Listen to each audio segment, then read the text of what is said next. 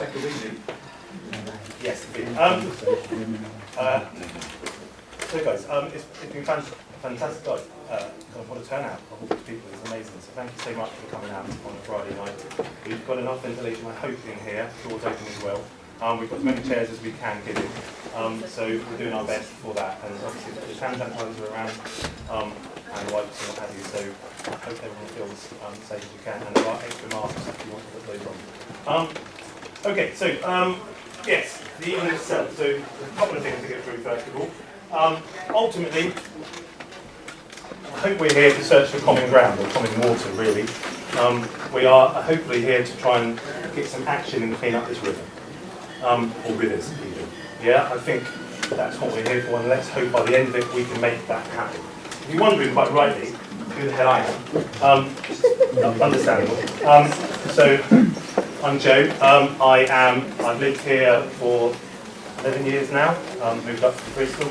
I'm a singer, I'm a teacher at Fairfield currently, I worked at Elton before, and yes, I'm a member of the Labour Party, who, from conversations with Richard and others here as well, started off this whole idea about could we come together, could we make an event where we can get everyone together, because my children play in the river, one's been ill once already from it, it's something which affects all of us, so that's, I hope, what we're here for. Let's see if we can make that happen. We've got some brilliant speakers this evening, so thank you again, everyone, for... I've gone a long way now. That's the one. I can hear this. So we're hoping this will happen. I think we're going to move the music, which was here, to after the interval, so we can get set up in time. We do have Jessie Norman, who I heard speak last night. Can't be here this evening, but we have a statement which Anna Coates is going to read to us later, just to make sure that we understand this is a very broad church here, as people say. There will be a couple of speakers from Wye and us speaking later, and from Martin from the NFU. So we've got a couple of mics. I hope that we could get ready for that after the interval to send round for a few questions. As always, we can limit the questions to 3 people. I don't know how we're going to pick that up. I can teach you about it. You know, pick a few people to speak. There are lots of questions which I put around the room. So there's some questions at the back which are now covered by people, which is a good thing, I guess. There's a few questions outside as well. For people to jot down a few ideas, because I'm always conscious that sometimes people don't get a chance to ask a few questions, and it would be great if everyone can put their thoughts and ideas. There's something to sign outside, and as well, we've got lots of art as well. Helen very kindly brought her art to sell. There's some prints as well. 30% go into the river groups, as all the money is a donation pot outside. Feel free to drop some coins into, please. Would be brilliant. But ultimately, yes, we're going to ask some difficult questions here. I guess we're going to have to, you know, point out and pick on maybe a few groups that we're going to have to ask. Well, change has to happen. So we, as the Joint Labour Party, both South and North, Herefordshire, put together a press release which you can read in full about there on one of the tables as well. So again, we know that some of the speakers are going to ask some difficult questions, and that I think has to happen just so we can clean up this river. On the personal front, the story or the poster which Antoine did the brilliant poster for you just over there. If you like the poster, that was sort of made for this, he did that. And it's called Come Below the Surface. And as I've been thinking about this talk, or this evening, I remember that growing up when my father was ill, and he had cancer, the one luxury we could buy, so I'm one of 6, and things were tough. My mum wasn't working, my father became ill, mine was a struggle. And the one luxury that he wanted us to always buy was, he said, please buy us bubble bath. So he didn't have to see the body, and he was a builder, he was a tough man, but he didn't want to see how he looked in the bath. So the one luxury we had, really, for that time that he was ill, was making sure that he didn't see what was below the surface. And that would resonate with me on the front that, as it stands with the river, we don't want to look below the surface. Because below the surface, I guess, is when we really see the problems. And yet now, we're seeing them above. As a bird watcher, I've noticed, living in Hay as I do, there's been a massive drop in the wildlife. But I'm not the person to say this. I've got a message from Angela Jones, who can't come today. But she sent me a personal message, which I've turned into a film. So give me 2 seconds to switch between that and this, and we'll let her speak.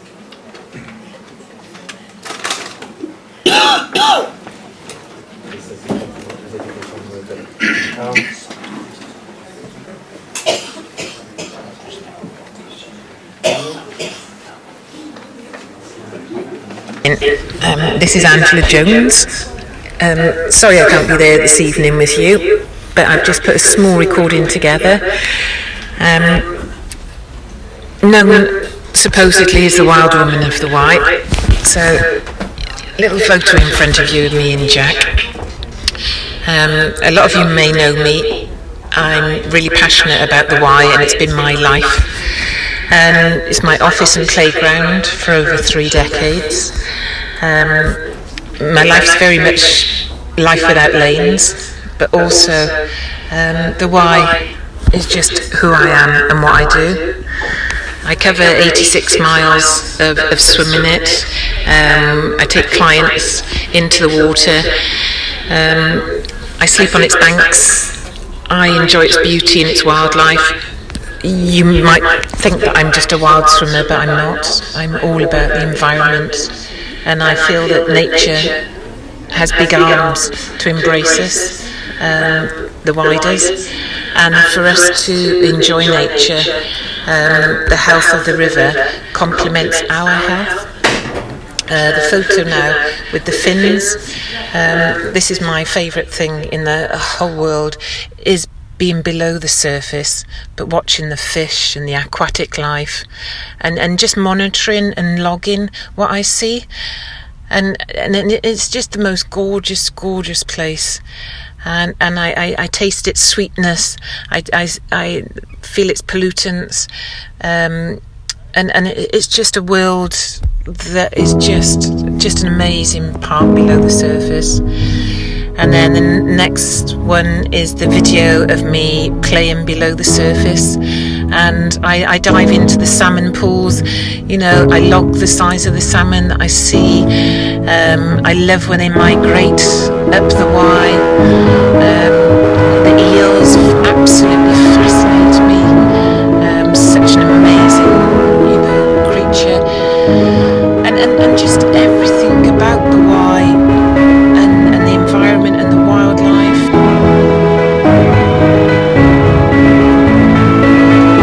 I sleep on these banks. I see nocturnal nature. I know where the otters are, and I just feel so in tune with the water. And it's not to be. I don't want to be a celebrity. I don't want to be known. I want to just enjoy what I've always enjoyed, and that is the Wye. Next photo is a kingfisher. This kingfisher was taken from the Wye, and over the years I've met many people along my journey in life on the Wye, and this photograph, like many of my photographs that I have, are from people that enjoy the Wye. They love taking photographs. I get to meet the fishermen, I get to meet the kayakers, the canoeists, and to me, if you're part of the river, you care for the river. You don't just take. And I feel when people say, "Oh, that's that wild swimmer," I feel like they're just saying that I'm taking. And I don't. I really don't. And over the years as well, people have said to me, keep quiet about what you see with the pollution because it's going to ruin businesses. Well, to tell you the truth, I don't care. The business to me is second. The environment is first. And for me to draw attention to it, surely that's a good thing, because then we get people acting on it. If we can clear up the river and what's going on, and we join together united, that makes our voice louder. So here you can see a photo where it says this is not a swimming pool, and you've got like the animals drinking out of it, you've got the beautiful weed that's in there, and then you've got swimmers in there. Open water swimming is increased by 325% in 1 year. It's the biggest fad going, but it's one of those sports where people are doing it without taking any concern for safety or the environment as well. I'm not saying everybody, but we all need, if we run a business from the Wye, if we enjoy the glory of the adventure of the Wye in any way, firstly, we should be protecting it. Okay, the next photo is of Your Kit Can Be a Killer. So over the years I've wrote many articles on pollution.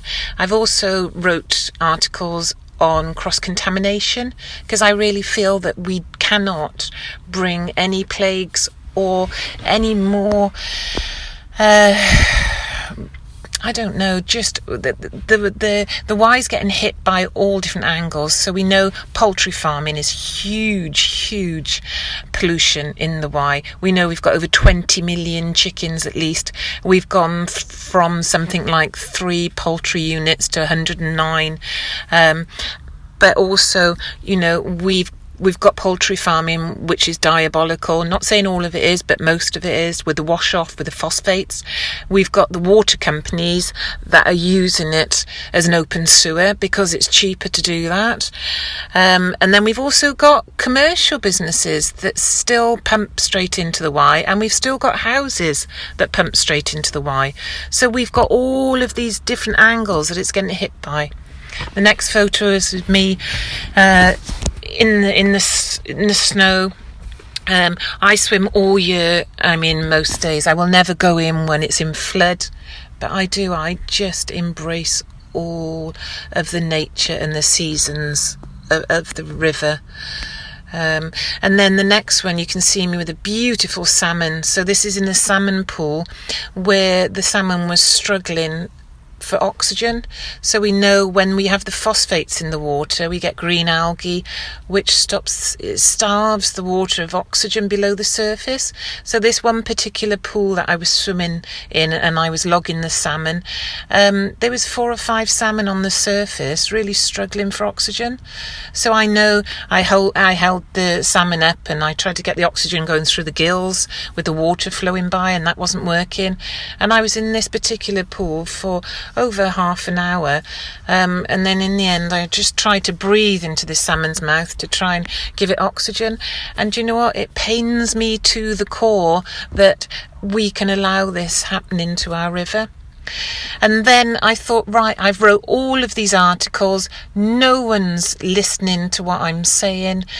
I'm dyslexic, I run my business off of a phone, I don't have the internet at home, I'm hardly home, and I thought it's taken all this effort, and I've got all this video footage of sewerage being pumped in and the state of the river dying. What can I do? And then I thought one day, yep, I know what I can do. Visually, if you put something in the water that gives an impact, you're going to draw attention. So that was my thoughts. I'll get a coffin and I'll tow a coffin along sections, but I'll write on there the death of the Wye, and I'll put a picture of the river and all the different pollutants that are going into the river on the top of the coffin, and then I'll put a dead swan. And I thought, right, how can I tow it? I get a paddleboard and I put a black armband on, and I'll encourage people to join me and speak out like myself. And then I thought, yep, a couple of Grim Reapers, that should do it. And it did. It got onto the TV, the BBC, it got photos everywhere, which was amazing. But it gave me that platform to bring awareness. George Monbiot's the next photo here. He asked to work with me on Riverside. He'd heard about me, and when I met him, he found it fascinating. The girl with the wooden spoon had wrote everything down by pen and paper and logged it over the years, and just told him what I was seeing above and below the surface. And then Panorama contacted me and about river pollution, and they'd heard what I'd done. Would I work with them? And it was like, yes, of course, I'll do anything. So that river pollution programme, where you see a little snippet of that there. And then David Davis is my MP, and 3 years ago he asked to swim with me, and I knew it was going to be for publicity, and that was about preventing plastic in our water, so it made him look good. And then I invited him to come and swim with me about 5-6 weeks ago, to show him the state of the Wye. I mean, the Wye is dying. I haven't seen one swan being born on no cygnets whatsoever on the Wye this year, and I've seen at least 2-3 dead swans. So the beautiful water crowfoot that used to blanket our Wye, that is protected, highly protected, and I used to swim below and I'd see the larvae and I'd see the fish below it. That is like a diet of the swan and the geese, and because that's not there, they haven't got that food. So the swans are going onto the farmer's field, which is annoying them, but also our swans are dying, and we haven't had the cygnets born that we normally have on the Wye. So I said this to my MP, this is what's happening, and he said to me, yep, I agree, Ange. The clarity of the water is definitely going downhill. And NRW, Natural Resource Wales, wrote that an environmental report to say that in 5 years they had not seen any significant change in our Wye. I mean, that is utter rubbish. And over, I think it was 106 reports to 106,000 reports to Natural Resource Wales, and they sent out 6 warning letters. What does that do? I've met up with Natural Resource Wales, I met up with Environmental Department of Welsh Water, and, these illegal spills of sewerage that's going straight into the water, and the poultry farm, what are they doing? The agencies that are there to protect the river, our beautiful river, the nation's favourite river, aren't protecting it. So when my MP said that he would protect it, and then he turned around in the House of Commons and then he voted for the pollution to continue. But when I wrote to him, he said, yeah, but that was for England, Ange, it wasn't for Wales. Oh my gosh, the Wye runs through Wales and England, and also wildlife, doesn't distinguish between England, Wales, countries. It should all be protected. This is our environment. It may be the river that we're fighting for, but it is the bigger picture. And I tell you what, I won't stop until change comes, because it's absolutely diabolical. And then the next photo, you see me in my favourite place in the whole world, sleeping out on the banks of the Wye in my bivvy bag. Now, I don't do this illegally. Over the years, the farmers have got to know me, and I sleep out at least once a week, and I've always done it 2-3 times a week sometimes. And I just love the nocturnal nature and the beauty of the night. And you can just see my little bivvy bag just by the side of the water there. And then I wrote a book on the Wye, and you've got 2 pages here where you see me dressed and painted green to bring attention to the green algae in the water, again using visual effects. And then you've got the beautiful water crowfoot. But in the book I tell you how to contact to report pollution. And then on my website you'll see a whole part on the environment, because at the end of the day it's all about the environment, it's not us. And then you've got a little BBC clip here of me walking along in Ross on Wye, getting in with a coffin, and I could go on. You can hear from my voice, I am so passionate about this, like many of you, and the voice is definitely growing, and we will bring change. And those people who disrespect our river and use it as an open sewer are disgraceful, and they need to be held to account. And the government that's out there needs to stand up. You know, we are the people. We elect these people to speak for us, and they're not speaking for us. Okay. Thank you.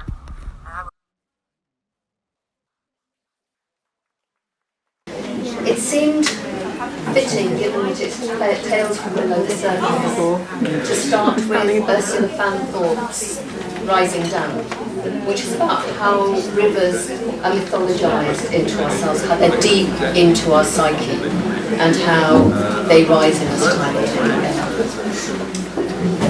It's about London, but I think it could go for anywhere.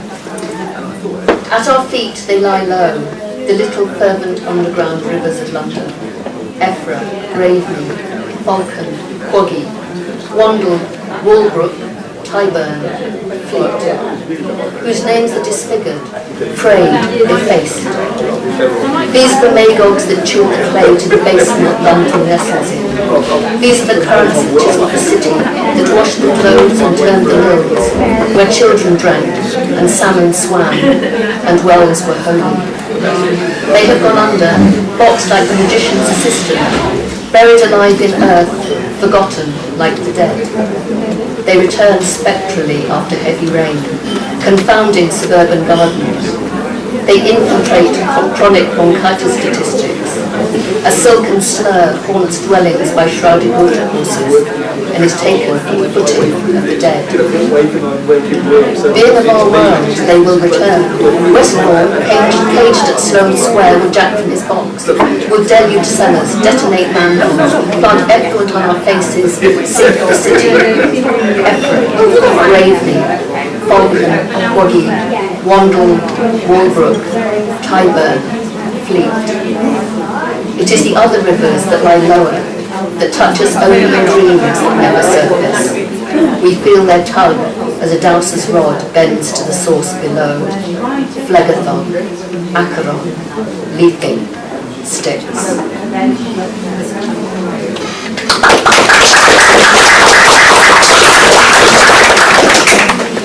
Half a lifetime ago, I was given a collection of poems by an American poet, Marge Piercy, who's largely known as a novelist, but I think she's a fantastic poet.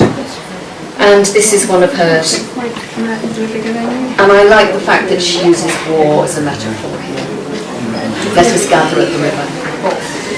I am the woman who sits by the river, river of tears, river of sewage, river of rainbows. I sit by the river and count the corpses floating by from the war upstream. I sit by the river and watch the water dwindle and the banks poke out like sore gums. I watch the river change from green to shit brown. I sit by the river and fish for your soul. I want to lick it clean. I want to turn it into a butterfly that will weave drunkenly from orchid to rose. I want to turn it into a pumpkin. I want it to turn itself into a human being. Oh, close your eyes tight and push hard and evolve. All together now. We can do it if we try. Concentrate and hold hands and push. You can take your world back if you want to. It's an Araucano air, all blue and green, swaddled in filmy clouds. Don't let them cook and gobble it. Azure and jungle green egg, laid by the extinct phoenix of the universe. Send me your worn hats of tired themes, your dying horses of liberation, your poor bony mules of freedom now. I am the woman sitting by the river. I mend old rebellions and patch them new. Now the river turns from shit brown to bubbling blood, as an arm dressed in a uniform floats by like an idling log. Up too high to see, bombers big as bowling alleys streak over, and the automated battlefield lights up like a Star Wars pinball machine. I am the old woman sitting by the river, scolding corpses. I want to stare into the river and see the bottom glinting like clean hair. I want to outlive my usefulness and sing water songs, songs in praise of the green-brown river, flowing clean through the blue-green world.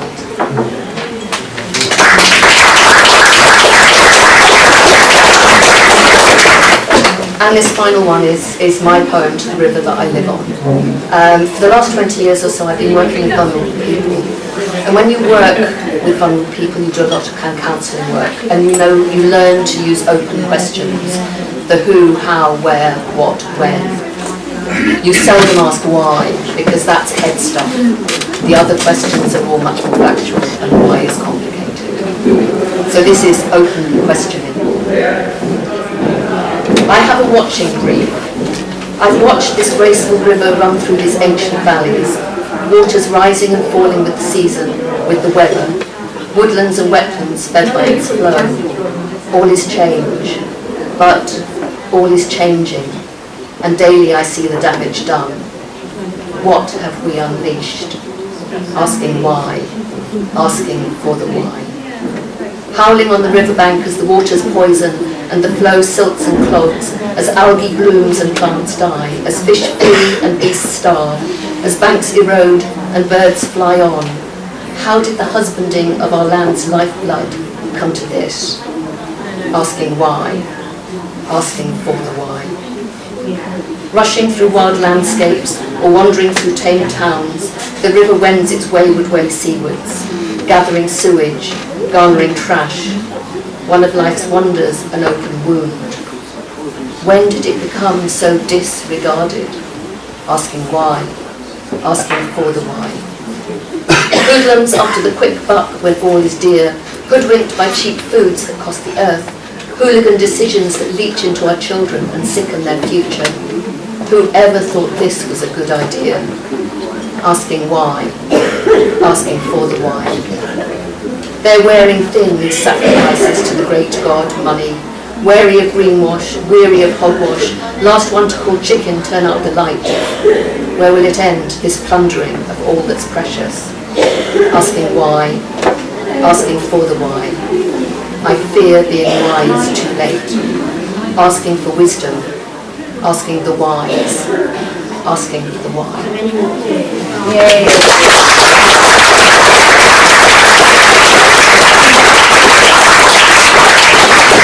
I put those 3 poems into this booklet. I can't sell it because they're not all my works. So anyone who wants one can have one, but if you'd like to make a donation as well, that'd be great. Thank you.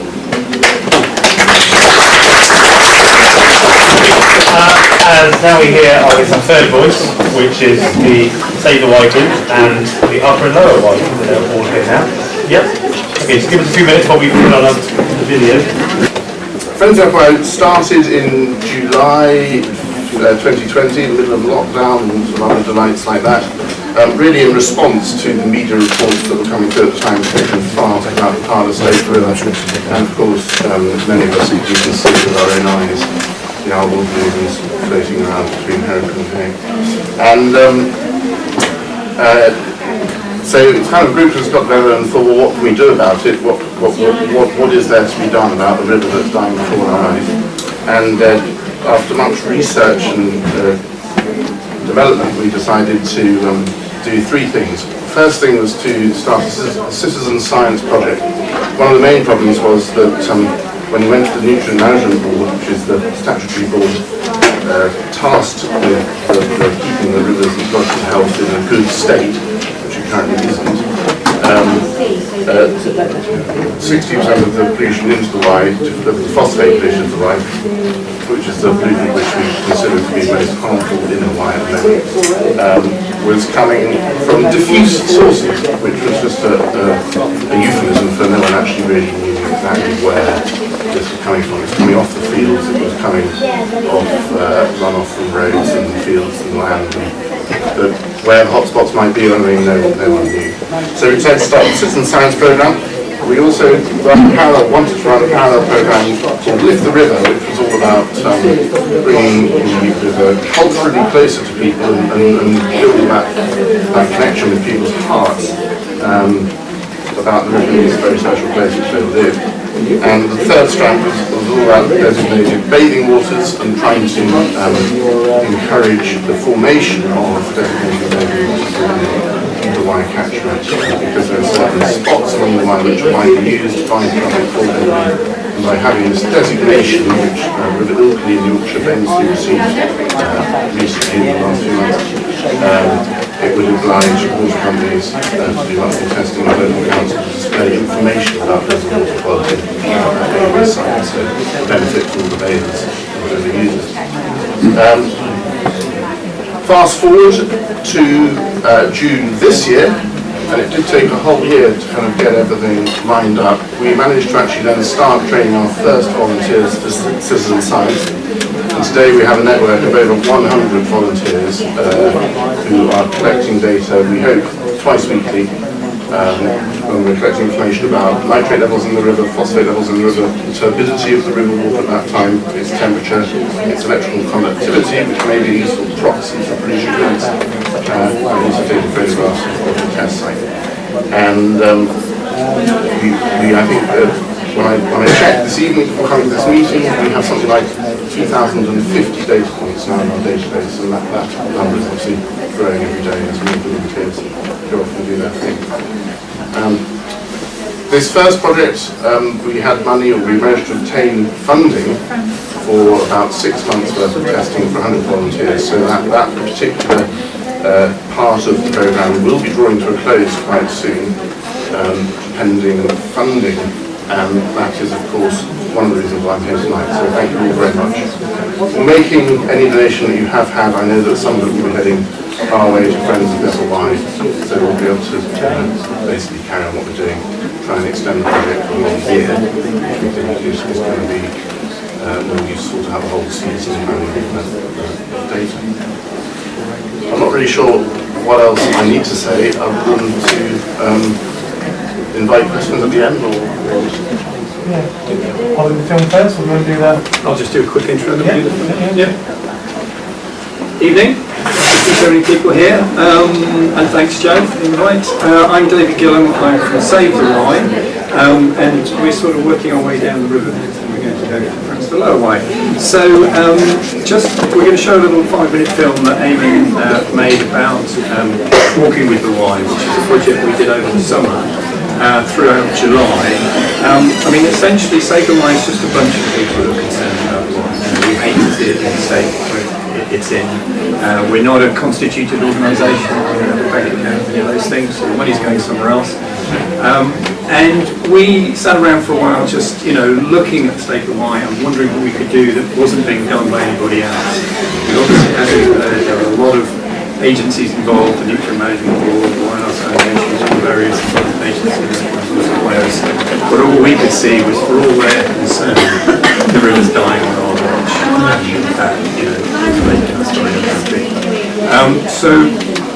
A couple of people came up with the idea of basically doing a pilgrimage from the source of the Wye at Cynlimmon, behind Aberystwyth, down to where it meets the sea in Chepstow, and we would carry some water, some clean water from the source all the way down through the whole length of the Wye, and it would be a bit like a kind of relay as we pass these bottles of water on.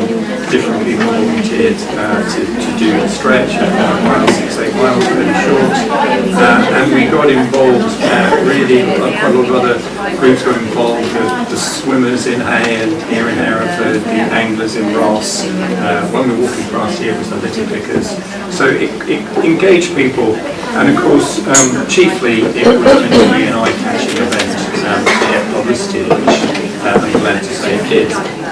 Do the film, then you get a sense of what it is.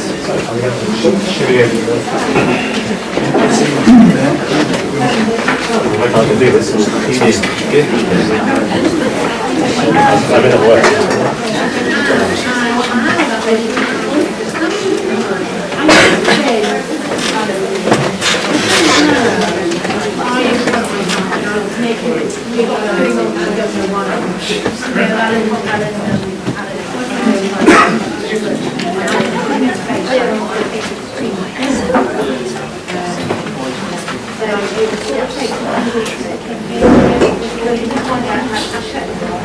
Thoughts on a walk, we had to find the source and carried a weight, and from then doubts also laid upon shoulders. But as I watched them entering mist as if another realm, I felt it melt, that thing which keeps me. Instead, tall on Cynlimmon, alabaster skies, no ground but the circumference we found ourselves settled in. pausing at the place in the space vapour changed state unto where the first trickle carved the first wrinkle in land. We gathered, all with intentions for this body of water to be acknowledged as a life-giver.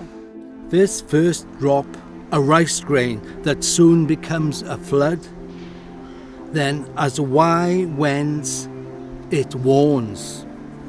With voices in unison entwined, we spoke to universe and sky, thanked them, saw them in us and us in them. Wherever we're from, these broken British words are forever new, yet subterranean in the soul. The reefs in the river, its gravel swales, were here before England and Wales. O Herefordshire wrapped in rivers, Arrow, Monnow, Lug and Wye. Run into our embroidered woods, breathe green and echo cuckoo shout. Or climb to grassy, shaggy ponies high on Hargus. In border heather, hear King Offa canter, down his dyke, sword on, ride out. Ar dŵr yn byrlymu dros wreiddiau. Gribau'r onen yn agored I lif bywyd yn gwrando. Here is a place of craft, heart's turn of bur oak, hot summer's firing of our porcelain hills. Here's form and colour for the eye, O Herefordshire wrapped in rivers, Arrow, Monnow, Lug and Wye. Hi, I'm just here to celebrate with others their walk down the River Wye, and I'm going to read from my grandfather's book. My grandfather's book is called Tale of a Wye Fisherman, and it was written in 1929 and then republished in 1950. And it is his record of everything that took place on the Wye, all the industry, all the boatsmen, all the fishermen, all the barristers, all the conservators, every single little bit of stuff that was written about protecting the Wye then in 1929 is in this book. So the last paragraph is, and now I come to an end, and it is 25 years since I wrote the opening chapter of this book. For me, the sun is setting in the west, and my day is nearly done. To those who come after me, I say, protect the river, and do not quarrel. Whoever you are, if you love this river, your interests are all the same. Fight the polluters and the water thieves, and fight them to their death. With such enemies there can be no compromise. You have a noble and glorious river, a river famous both for its beauty and for its fishing. It is a river worth fighting for by everybody who loves the valley, and not just the fishermen alone.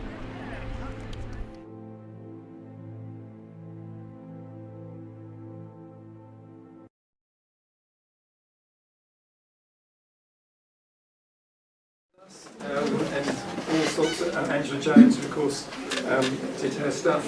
And we did various events. We went down in Hay, in Hereford, in Ross, and Chepstow.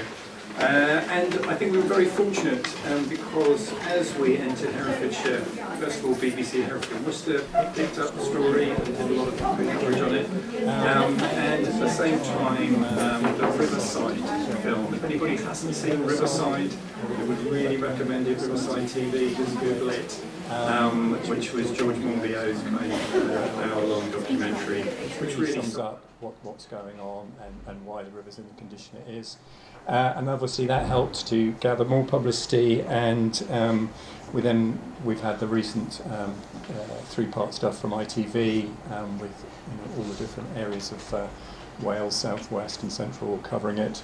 And I do think the conversation has just moved on over the summer in terms of the focus being on the Wye and all our rivers. And as we saw the recent kind of rather chaotic scenes in terms of the build to try and sort out something about how sewage is just legally poured into our rivers. So I think that's probably enough David, could I ask you one thing? Yeah. Could you just explain a little bit about the remit of Save the Wye and how it's different from the lower and the upper? Yeah, I mean, it's a sort of, as I say, a loose network, umbrella organisations try and bring together Friends of the Upper Wye, Friends of the Lower Wye, the various other friends groups. We had CPRE in Herefordshire as part of it, and it's just to try and get a kind of all the length of the river from the top to the bottom, because we can't sort it in Hereford unless people sort it in Powys, and also across the border. So because, you know, as we heard earlier, you know, it is the border, and we need the Welsh Government and the English Government and all the agencies, you know, the whole lot to really focus on their part in reviving the Wye, I guess. So yeah, we're trying to bring together, in a sense, any citizens group. You know, we're just concerned people. We're not organisations. We haven't got a mandate. We're just doing it because we think we should love the Wye, and this is our way of showing our love for the river.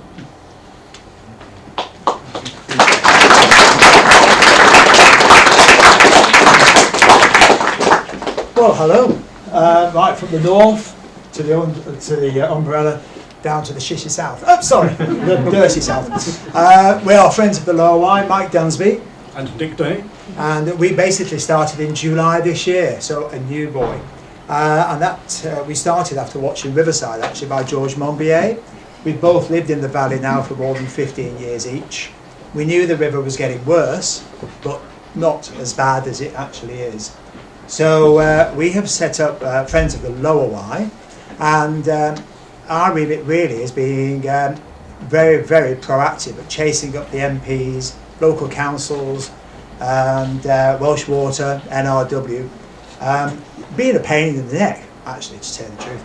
And after 3 months of constantly writing to them, trying to get meetings with them, we're now getting actually them coming back to us. We've had one meeting with the NRW, and we're meeting with Welsh Water Waste Division in the next early December, 3rd of December actually. So we have been working just like Tom is in Friends of the Upper Wye, and to get a big picture of the river and how basically the pollution starts at the top, quite small. When you pass Monmouth and go to Jepstow, it is horrendous. It's way off the scale. So that's myself and the general overview. I'll hand over to Nick about the testing. Right, well, thank you. And the Upper Wye covers the Wye catchment right the way down here to Hereford, and just a little bit beyond to the confluence where the Lug comes in from the north. At that point, the Friends of the Lug and CPRE Herefordshire are particularly keen on looking after the Lug and Arrow and Froome. Below there, of course, we haven't yet got any sort of citizens group, as it were. So we've established a group which can allow people to get together. Below that point, below Mortiford, so we take care of the stuff all the way down from there via Monmouth down to Chepstow, including also the other tributaries, so the Monnow and the Trothy, and then on the English side, the Valley Brook in particular. And we're particularly keen to look after all these parts. Down below Bigswear, of course, things become tidal and issues become all the more complicated with that, and that is largely where we've lived, and we've seen a very complicated thing with the ebb and flow and ebb of the tide, the flow bringing in muddy water off the sandbanks in the Severn and so forth, and then the ebb allowing the river to be coming down, and traditionally that would have been a beautiful crystal clear water coming down. In recent years it's turned more and more soupy. Traditionally there would have been a little bit of algal bloom perhaps in the early summer, but in recent years it's become literally like pea soup for many weeks at a time through the summer, and it's been really tragic to see. And we've been asking the question, what's going wrong, what's being done about it, and finally with Save the Wye bringing their pilgrimage through Tintern in particular, Mike and I said, well, we really must do something about it. We will do something about it. So we've established Friends of the Lower Wye to bring people together and get something to be done about it. And one of our strands is to try to set up some citizen science, water quality testing, again in line with Tom's work on the Upper Wye, and in line with CPRE, who are working in Herefordshire and up the Lug and so forth. and we're doing our best then to fit in with all that's going on, making it an integrated approach, try to make sure we don't duplicate effort, but try to make sure as far as possible we plug any gaps that might be remaining, and that we do things in a compatible way so that the data is comparable across all the different testing sites. So that's where we are at the moment. We're just about to launch off, just at the same time, in fact, as CPRE Herefordshire are getting going with their training again to get their citizen scientists going. So we're very hopeful that as time goes on, the database of water quality tests and so forth will grow enormously, and we'll be able to help inform our enforcement agencies as to where in particular they might need to be looking in order to pursue some of the more extreme cases.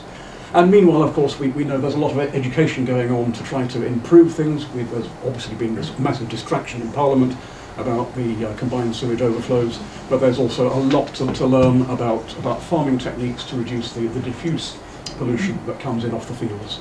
I think that's really all I need to be saying at the moment. So again, thank you all very much for coming and for your time. And we hope this evening will be a roaring success, but it's certainly looking as it is so far. Thank you, Joe.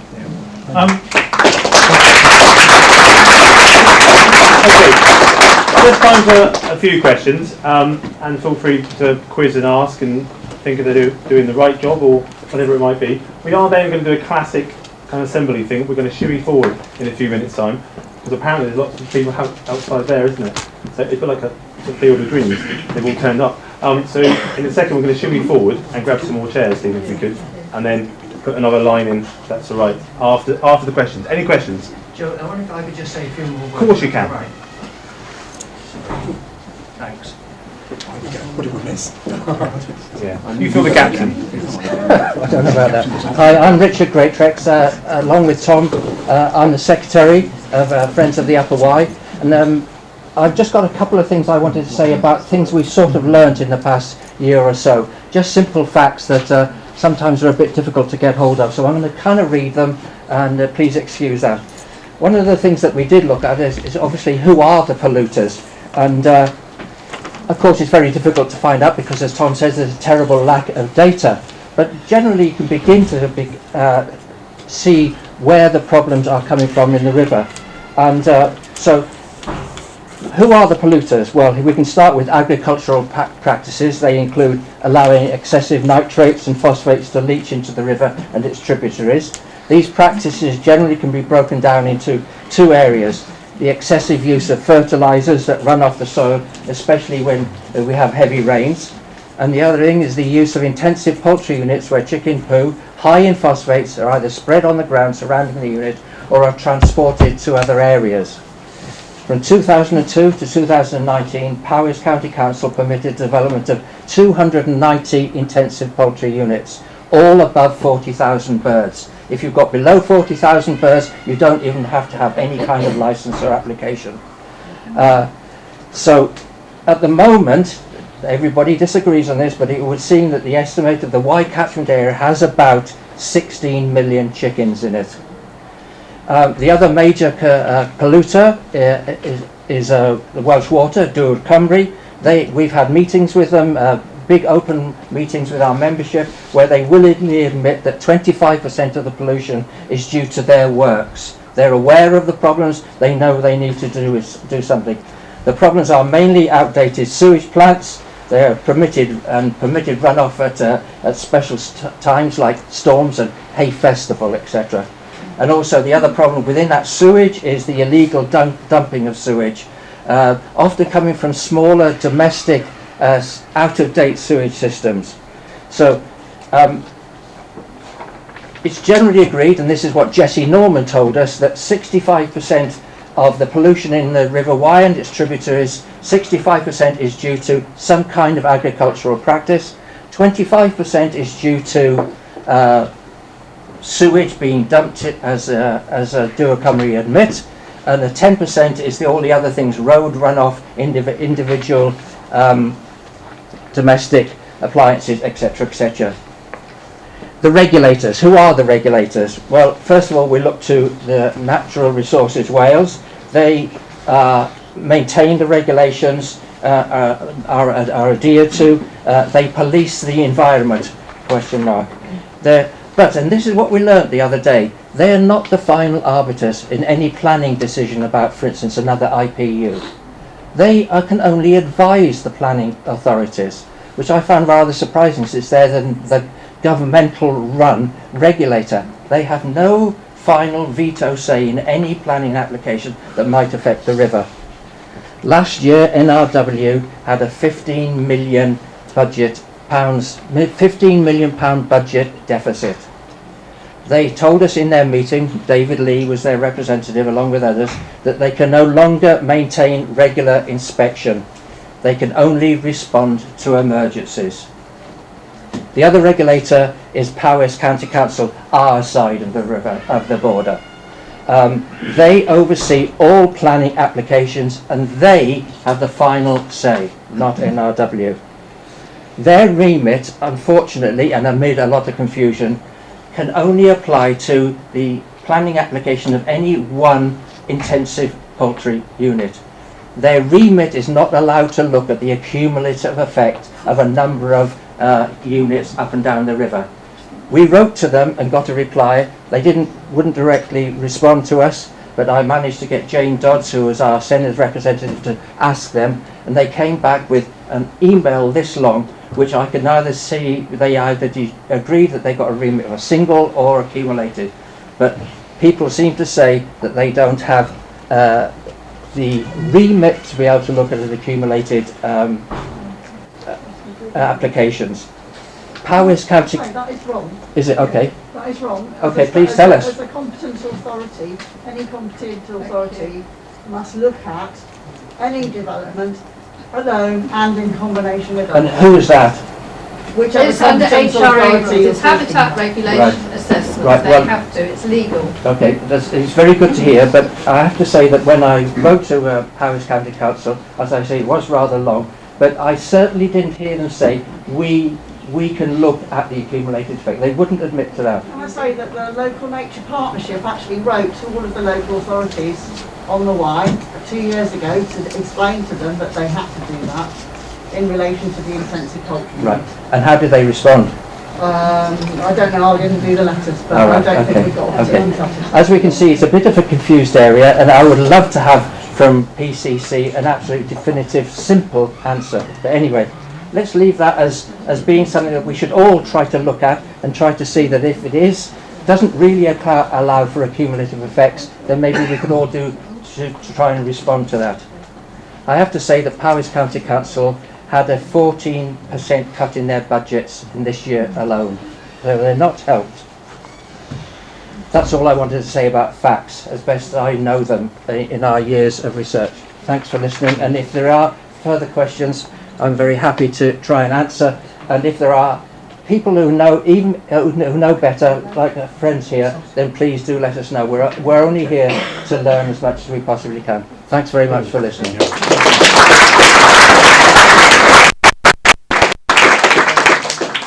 And yes, and the point has to be, if people do obviously know stuff, and Jenny, feel free to speak as well, then that's exactly, we're trying to find the common ground, we're trying to find a solution. We need to improve the river.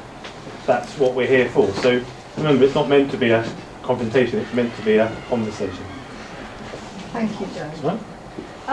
I'd just like to say a quick word about a small forgotten area. Am I needed at this meeting? Because yeah, no, because if there's something which you don't, Do you mind or you want to speaking? counter, carry on. But Richard spoke, and I was expecting questions and answers. I'm a cider maker, and this is a very busy time of year for me.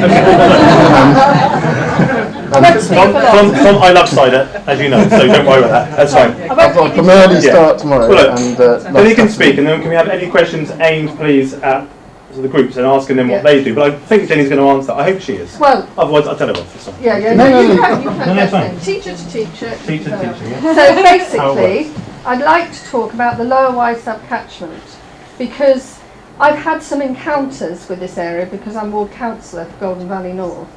And what I've discovered in my encounters is that there seems to be a perception that the Dore, which flows into the Monnow, which flows into the Wye, is not catchment. And when I looked further into this issue, what I discovered was that there is some advice about what should be happening between England and Wales. And it's what's called a Memorandum of Understanding.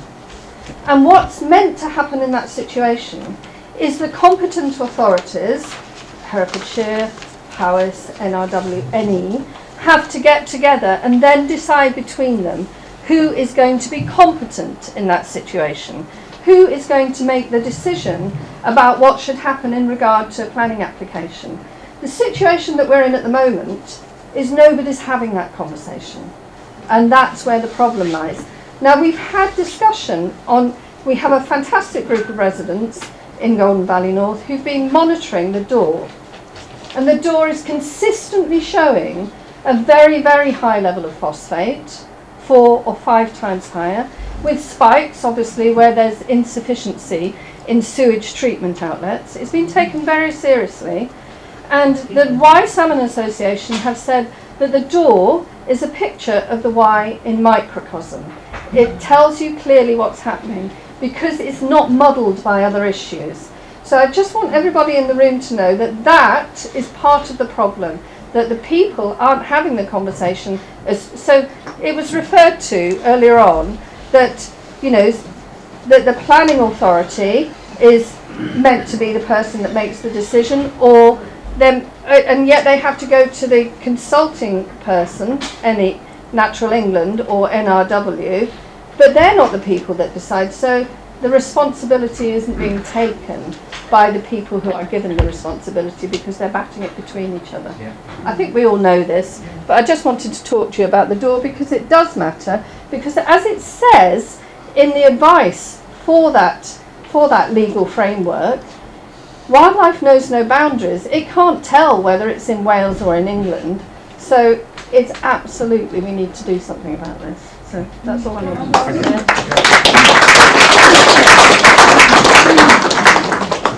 Are we having a councillor off here? Because I'm really enjoying it. I just wanted to That's add fine. to that. Go on. So I think it's obviously there's been the case at Beige, and looking at the judgment there, I think one of the real big downfalls, I think you're absolutely right, things are falling through the gap. One of the gaps relates to the thing called the impact risk zone that is drawn up by Natural England, and presumably in Wales by NRW, which identifies the zone within which you have to take account of particular sorts of development. And it is just, for the river, it is just a contour around the main stem of the river. And it doesn't go up any of the tributaries, which is a complete nonsense. I mean, how can you have a major tributary like the Mono and the Gamba? Brilliant. And Yeah, that's great. We've got common ground here, we've got an idea, and there's a table back there with next steps. So we want to see less vagueness, we want to see kind of connection, and that's what we want to see. So that's brilliant. Anna, yes, question to these guys? Or probably, yeah. Good. I just wanted Otherwise, to... Tom's going to tell me off, Yeah. and I can't handle it. I just wanted to say, nobody's mentioned what, if any, role the Environmental Agency has in any of this. And when I had a pollution incident on Trinav Brook, which flows into the Dawn, and hence Alderwood's one, I, for want of not knowing what to do, reported to the Environmental Agency. They could not attend for 3 days because they had an emergency elsewhere in the county. And of course they have suffered huge cuts, I think it's 60% since 2010. But nobody's mentioned the Environmental Agency. And yet is it another part of the jigsaw? What part is it? I'm going to ask a question, because yes, that was one. Where does the science go where's it going, and how is it being used? And what I heard from Jesse speak last night, and there was a couple of people in the room who were there last night, he said last night that they're going to do a big study and find out, you know, where all the stuff is coming from. Is that overriding what you're doing? Are you feeding into that, or is they going to do, you know, more tests and studies? If that's the case, are you wasting your time? Is what I'm trying to say. Everything we're doing is all about convincing authorities that there is a problem, and that it's a measurable problem, and that we've got statistically sound data, scientific backed data that proves it. Because until now we've been to these statutory bodies, we've voted Green, we've paid our subscription to Greenpeace, and we've joined the Labour Party. International Against Cruelty, you know, factory farming, everything. We've done all that, and it hasn't actually worked.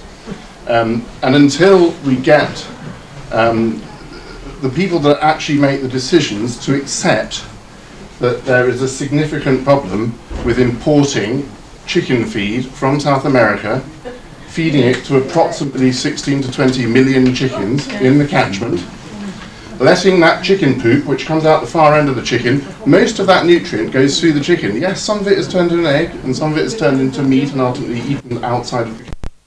But the vast majority goes through the chicken, and on the other side is phosphate-rich manure. Chicken manure is 4 times as phosphate-rich as any other manure, and therefore, when you spread it, and if you spread it according to calculations done of its nitrate content, and this is really the big, massive, glaring loophole nobody is grasping, which is that all these IPUs have how they do with their phosphate. They don't talk about the phosphate, they talk about the nitrate. We're going to spread it on the fields 250 kilograms per hectare per year of nitrate. And they never do the phosphate calculations, even though it's required, actually, by the regulations. Because if they did do those phosphate calculations, they'd discover that poultry manure will spread, if you're spreading poultry manure at 250 kilograms per hectare per annum, you're also spreading at the same time in the same manure 150 kilograms of phosphorus per hectare per annum.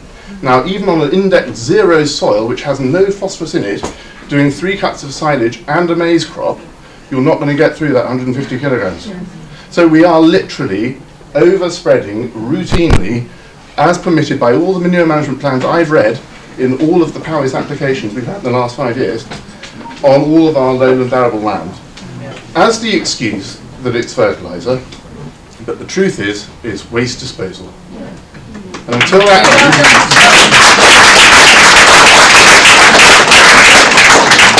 ends, until that practice ends, it's not going anywhere, this problem. So what we all have to do, and it's not about getting Boris to do anything, because he ain't going to do bugger all.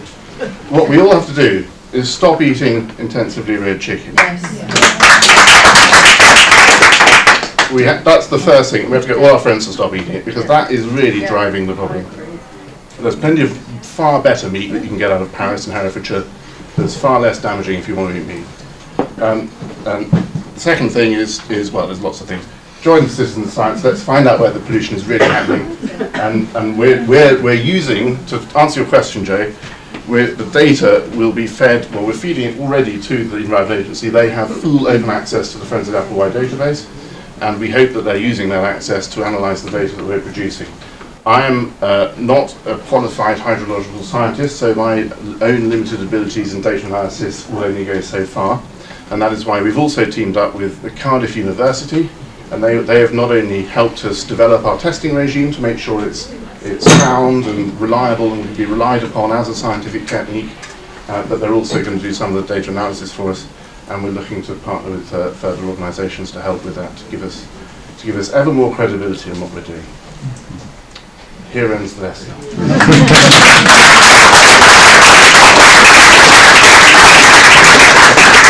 have a question? Is there a question or a statement?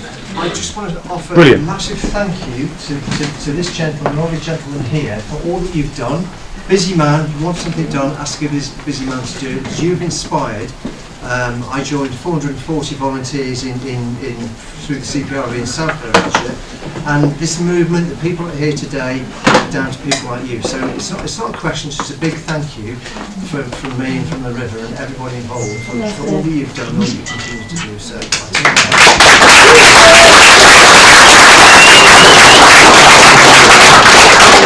I'll tell you worth hanging around, Tom. Okay. Well, look, in the Annals of Fairness, Jessie Norman has written us a statement, which Anna's going to read for us, which I think, in the unbelievable fairness of fairness, is beyond fair. I want to show you a picture, because last night, tired as he was, and he was tired, wasn't he? Bless him. He was very tired. I got him to hold the board of Antoine's poster that he made, and he just did it, and didn't even think about it. And I took a picture, and he went, okay. And it was brilliant. He completely got gaslighted by me, but never mind. It was fun. Bought you an ice cream. He bought that as an ice. I know. I'm used. Thank you, students. I know. I'm using it in a flippant way. All right. Okay. So Anna's going to read the thing just to show us that we have, and we've asked, as I might have said earlier, we did ask kind of Are Foods to come, and in other groups. So we've asked everybody, all right, apart from the CP, whatever he said earlier, of which the man told me off last night because I didn't ask them. Joe? Yes? I'm from Are Foods. You're here. Get in there. And thank you. There you are. See, it's the full picture. Go on. Well, I wrote to Jesse Norman inviting him to speak at this meeting, and I believe Bill Wiggins was also invited.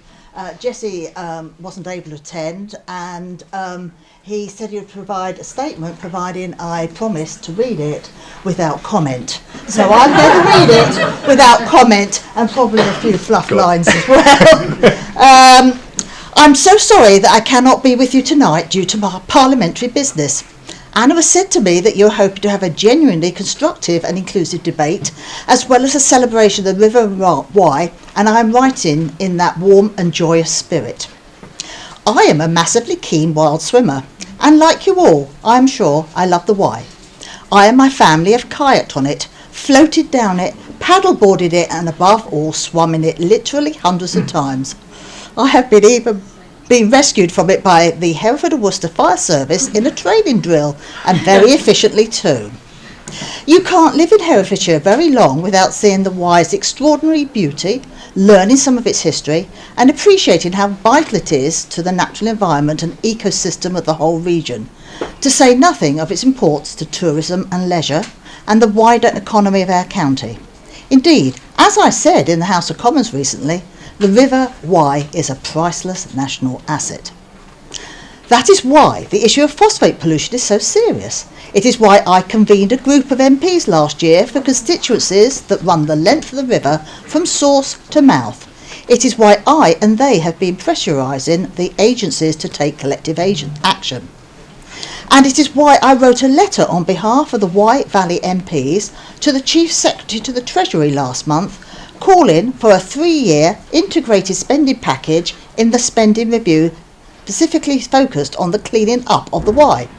I even suggested a way to pay for it by using the tens of millions of pounds raised from fines on the water companies.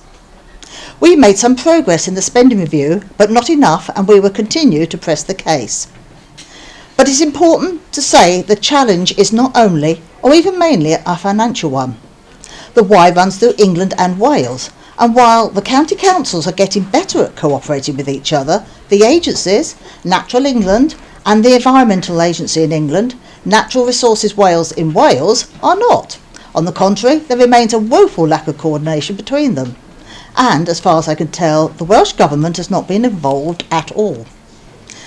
As I wrote to the agencies, it is unacceptable for the 3 public bodies charged by law with preservation of the environment and our natural resources across England and Wales to abdicate leadership and responsibility for this issue.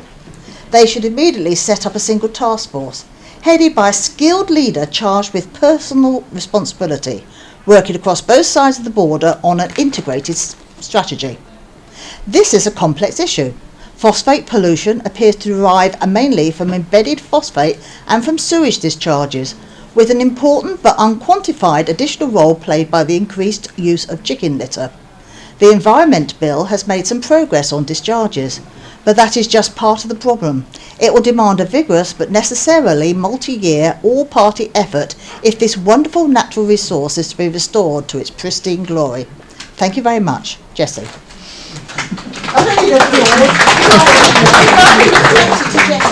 Okay. As I'm in charge, I'm going to do...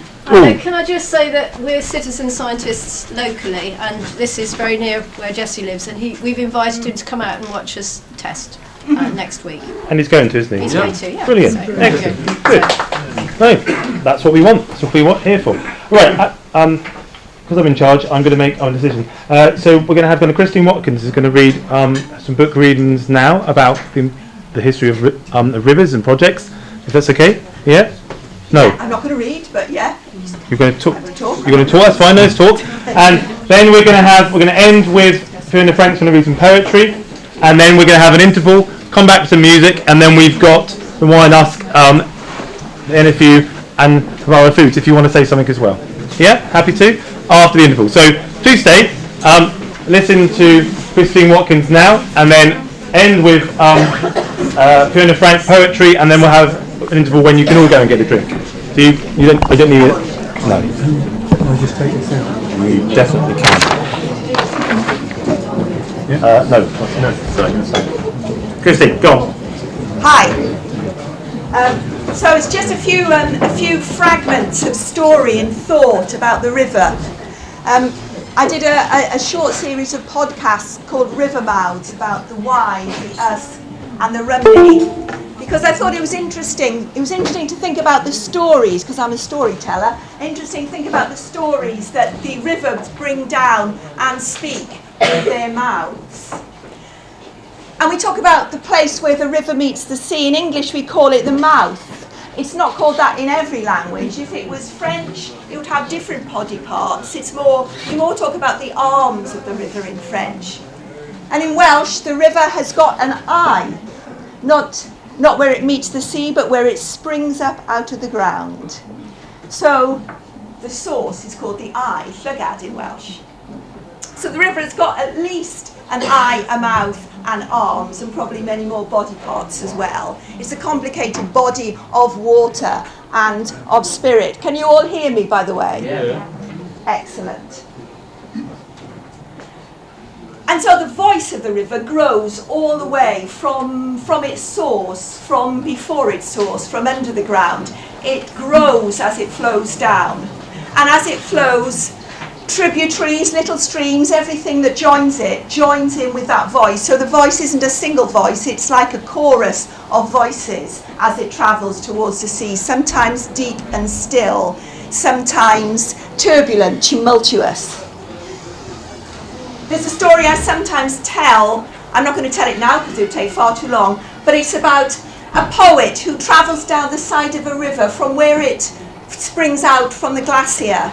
And every year he travels down the river, and the first thing he does before he starts his poetry and his storytelling at the little villages along the riverbank is he goes into the water. He sits beneath the waterfall. He sits on the bed of the river. He crosses his legs, he closes his eyes, and he listens.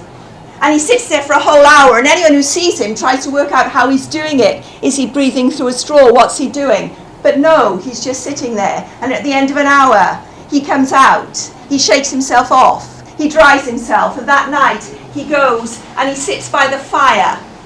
And he tells his stories, which all the villagers say are the richest, most wonderful, most exciting, most heart-wrenching, and sometimes rudest stories that they have ever heard. And they say, where did you get those stories? They ask him, where did they come from? And he says, I listened to the river, and the river told me.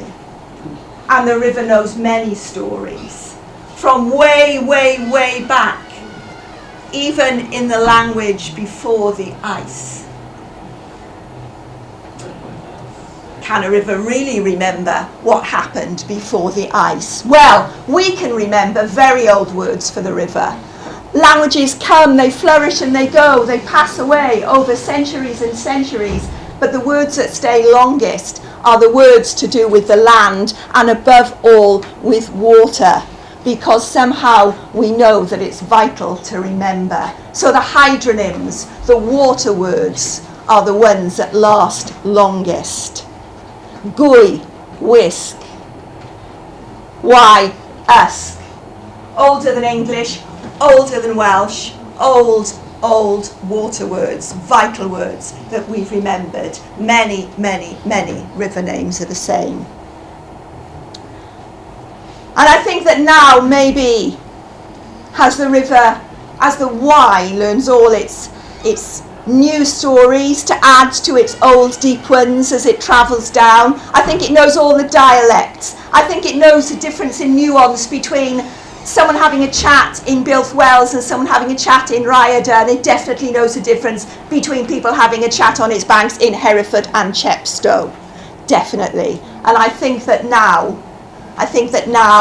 it's learned some really good swear words because we have been trying very hard to make it foul-mouthed with what we have been adding. So, it tells its stories And what it's weaving in now, one of the things it's weaving in its swear words, is a shout out to us to hear and to listen in all the ways we can. And hooray, because everyone in this room is listening, and many, many more are listening.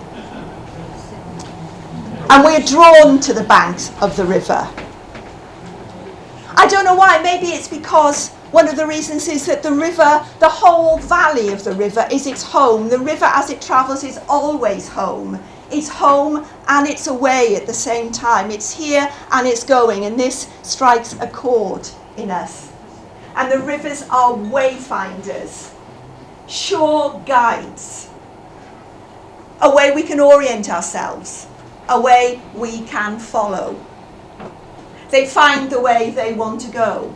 You probably already, at least many of you in this room, would know the little story about the three rivers, the three sisters, the Wye, the Ystwyth, and the Severn, and how they started off from Pumlummon in those beautiful images we saw earlier. How they started amongst the mush and the marsh of Pumlummon. And when they decided to flow, that the Ystwyth shot off quickest, first sister, early in the morning, making her way straight to hear the seagulls. And the Severn flowed to where town and city and culture would congregate. And the Wye, last of all, took the winding way, took the meandering, took the beauty way, so that anyone who saw her would be stopped in their tracks at how beautiful she is. And so it was, and so it is. And the first tourists, even before tourists were invented, came to look and came to wonder.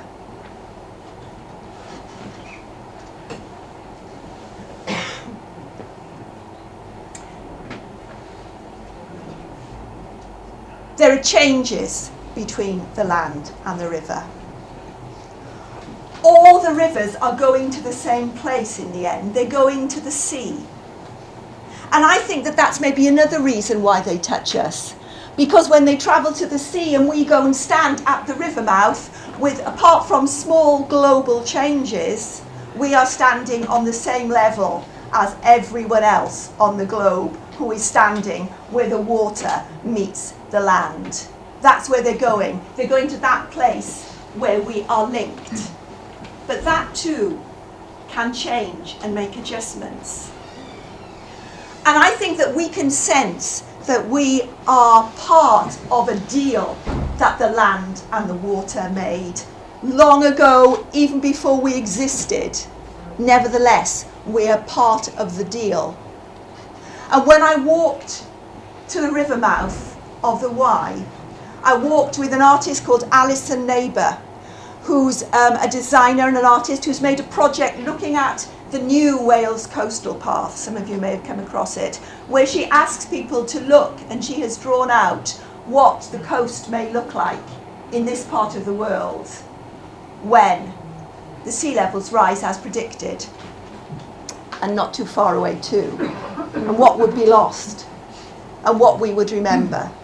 And it may be that the river mouth at that point, the Wye, will take a huge gulp and will travel further back upstream, and the sea will come forward, and our memories will then be under the water, lost as if under the ice. But where the Wye meets the sea, if you look on a map, you can see it coloured in. When the land finishes, you can see it still coloured in on the map out into the sea, where the Wye enters the sea and flows out, and the Severn comes down, and the two sisters, hooray, meet again and start to swap their stories in the briny. At that point, they meet at a point where the water is called the treacles. And at that point, in the treacles, there's a rock that is called Chapel Rock. It's one of its names. And on Chapel Rock there is a well, and it's a well of sweet water. And the story says that in the 5th century a Romano-British woman walked down looking for a place to live alone to live a sainted life, to live a holy life, to bless. And when she got to the end of the land, she walked out to Chapel Rock. And she settled there. And there she blessed anyone who came to see her with water from the sweet well. And after her days when she was dead and gone, another saint came. You may have seen the chapel that he built being looked at on Time Team not so long ago. He built a chapel, St. Twrog, and then that chapel fell to ruins, but still the well was there. And nobody knows whether the Treacles is named after St. Twrog or St. Tecla or a mixture of both. But I think there's something more important for us in that well.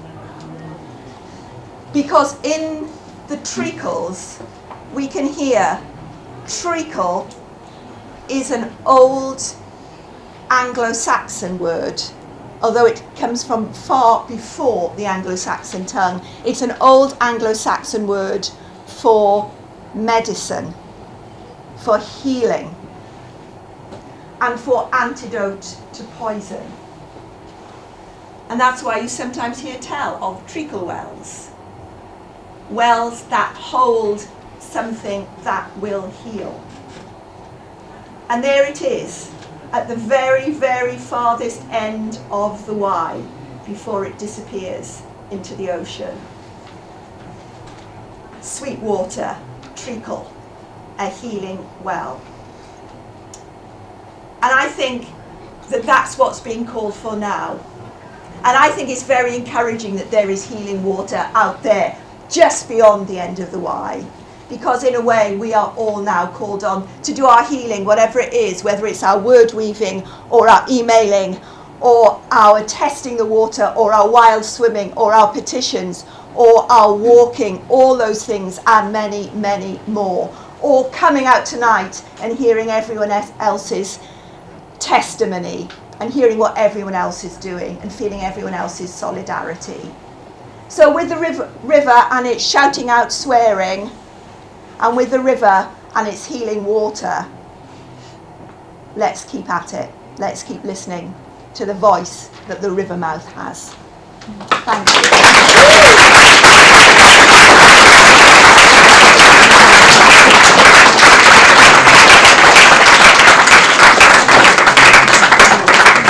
Okay. Wow. So we're going to have Kate with her 2 poems. Then we're going to have a break. If you want to keep your chair because you clearly really like it, then obviously put a coat on or something. If you want to have a stretch of the legs, then go and get yourself a drink. I guess that's why we're also here. And then we're going to shimmy forward of our chairs. We're going to try and put another line in. We've got, as well as the guys are going to speak, we've got Marcia's going to read from her book, I think, as well. I'll tell us some more stories. We've got The Brilliant Nightingale's Watch. I would say that. And then we've got Charlie Staunton, who I just seen's turned up. Hi, Charlie. Who's going to read some poetry as well. So it's all worth hanging around for, I'd say. But Kate, take it away. Hi.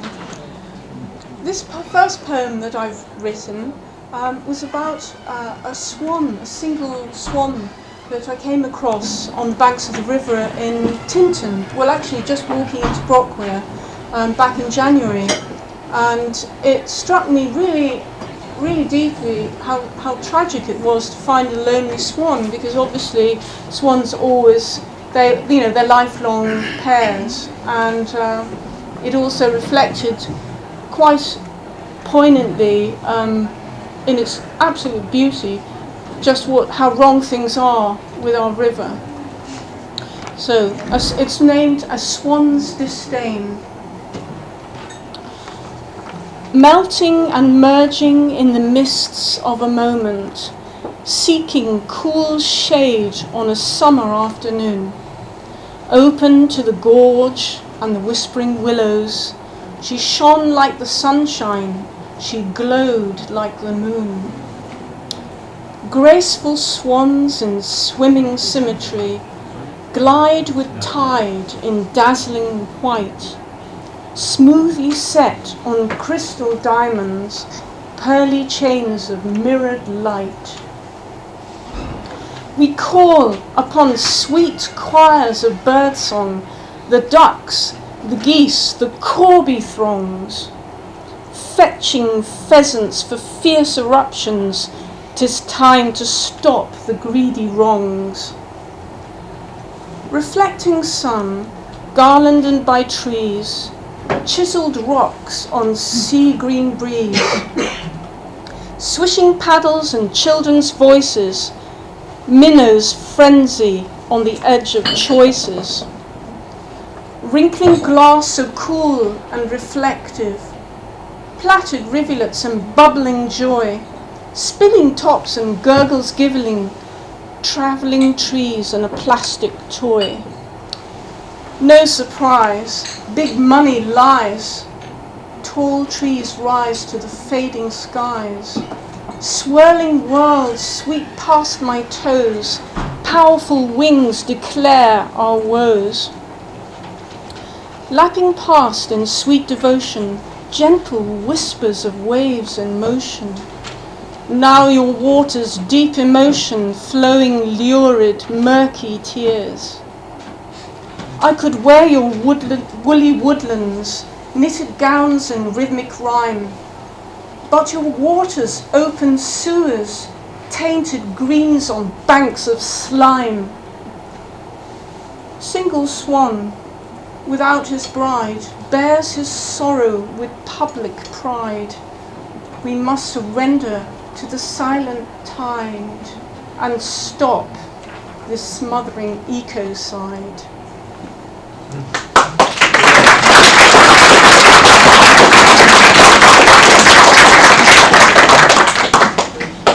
The second one is a little less poetic and more furious, but it's good to be able to channel our feelings into creative works. This is called Monoculture from Mono Minds. Monoculture from mono minds will leave nature no choice. She will wipe out humankind who did not heed her voice. Are you really going to die, our beloved River Wye? Not a single flickering fly, a lifeless vacuum flowing by. Soupy sewage, bile jelly smears, spread from silent slippery tears. Death-scent glistening effluent potions mix and merge with peppermint oceans. Thirsty, oh so thirsty, slimy, swimmers' toes on slippery stones. Drown brown, dirty green and grimy, avert their eyes from swan-gone bones. As the Amazon is burning, we need to learn to be discerning, sowing soya for chicken and eggs as rivers die from barbecued legs. Thousands and millions of mangled chickens, single calves in plastic crates, suffer without their doting mothers while jungleless jaguars depopulate. Cast your line to where the fishes pine, for their decline is an ominous sign. In our rivers see the silence, in the chain of monetary violence. Closet cries and closet squeals, minging multinational deals, wriggling out like slippery eels, disease and death our river reveals. 2 dead swans more brown than white, faded out at dead of night. Nothing but their bones remain, and signets lost to hunger's pain. Smothered beds of chemical crap, devoid of life as trees without sap. Who's going to turn off the dirty great tap, recompense our river and take the rap? This is the World War, Third World War, and it's knocking on your door. No one is exempt in their very last attempt to monetize the nations in a sea of defecation.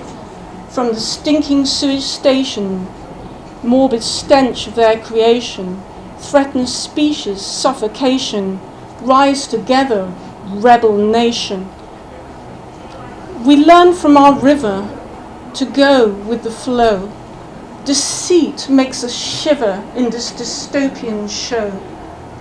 Westminster has disowned us, so where do we put the onus to break the hidden seals of their multinational deals? This is no place to call a price. From the river alone we take advice. Throw away the gambling dice and give us back our paradise.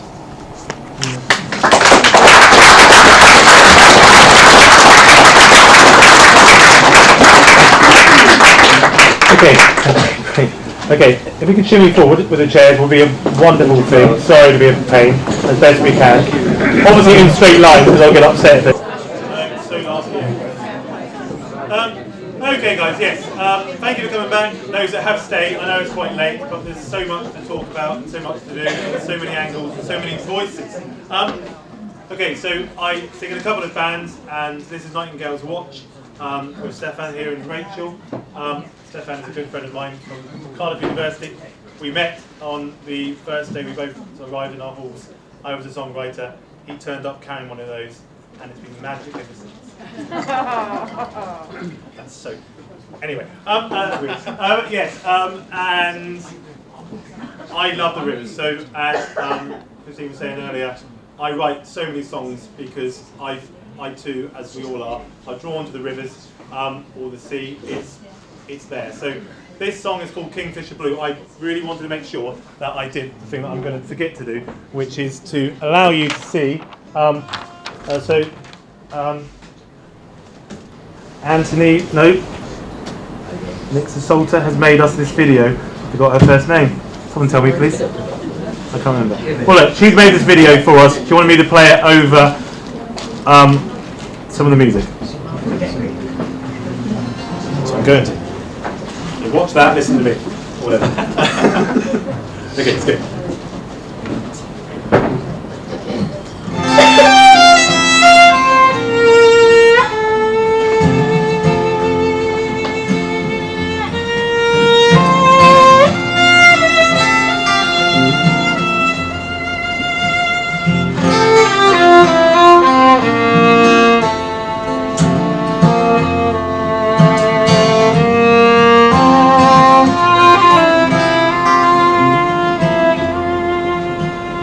Late summer rose, less colourful clothes, finding our way back home from today. Kingfisher Blue sings a beautiful tune. It darts and dies and spreads such sweet, sweet lies. And I'm not sure I can do this with you. And I'm not sure I need a Kingfisher Blue.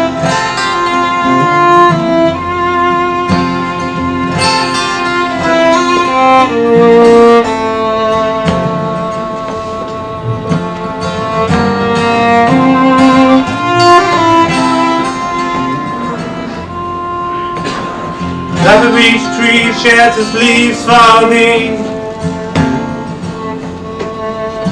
Its slate grey and bark seems to welcome the dark. And I'm not sure I can do this with you. And I'm not sure I need a Kingfisher Blue.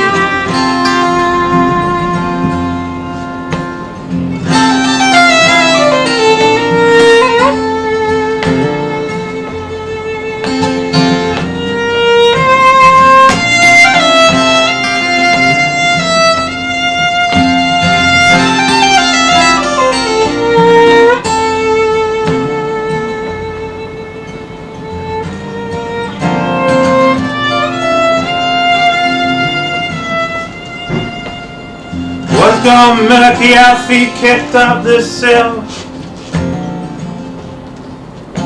Your hands have altered everything that we built. And I'm not sure I can do this with you. And I'm not sure I need a Kingfisher Blue.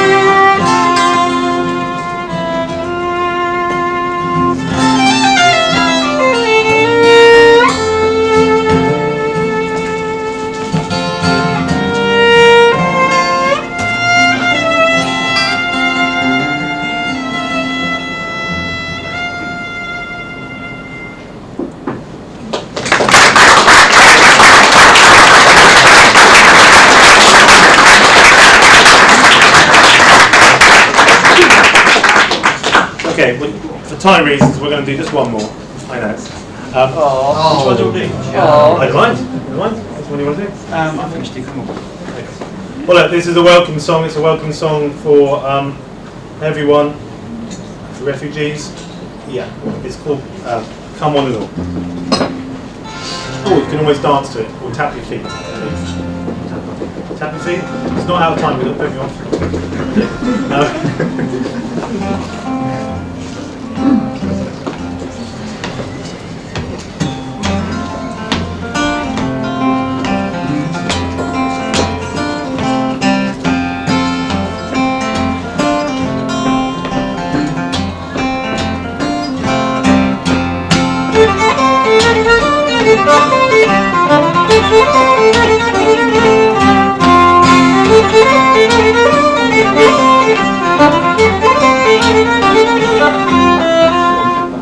Come my will, come my road, come my fossil will. Let us meet where the sun does beat amongst these rolling fields. And have we grasped the whole task we do not understand? So let's not blame or consider shame to be the greatest hand.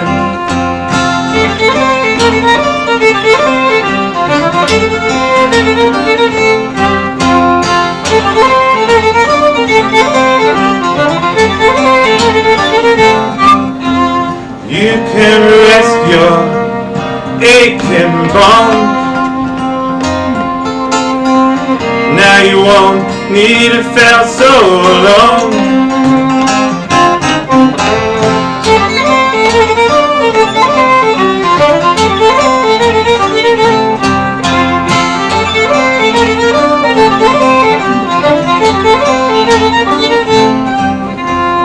Come through love, come by fear, come for peace of mind. Let us greet down on the street those who cross the line.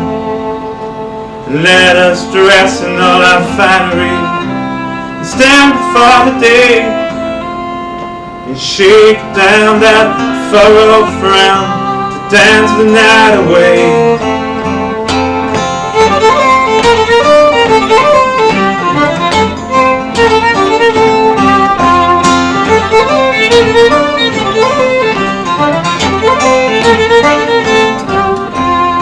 Let us lift those aching bones and feel free to call this home.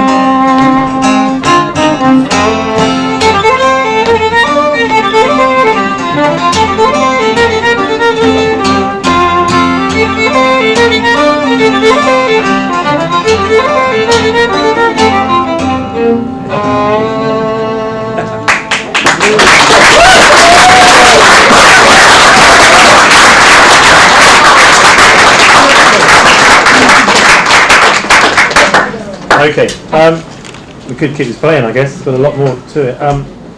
We'll pause it there. Okay, so thank you, Stefan and Rachel. Okay, so let's get the wine us and Avara Foods. If you want to come as a threesome, that's wrong. That's the wrong word. I didn't mean. Yeah. That was recorded, wasn't it? Shit. Okay, Kate.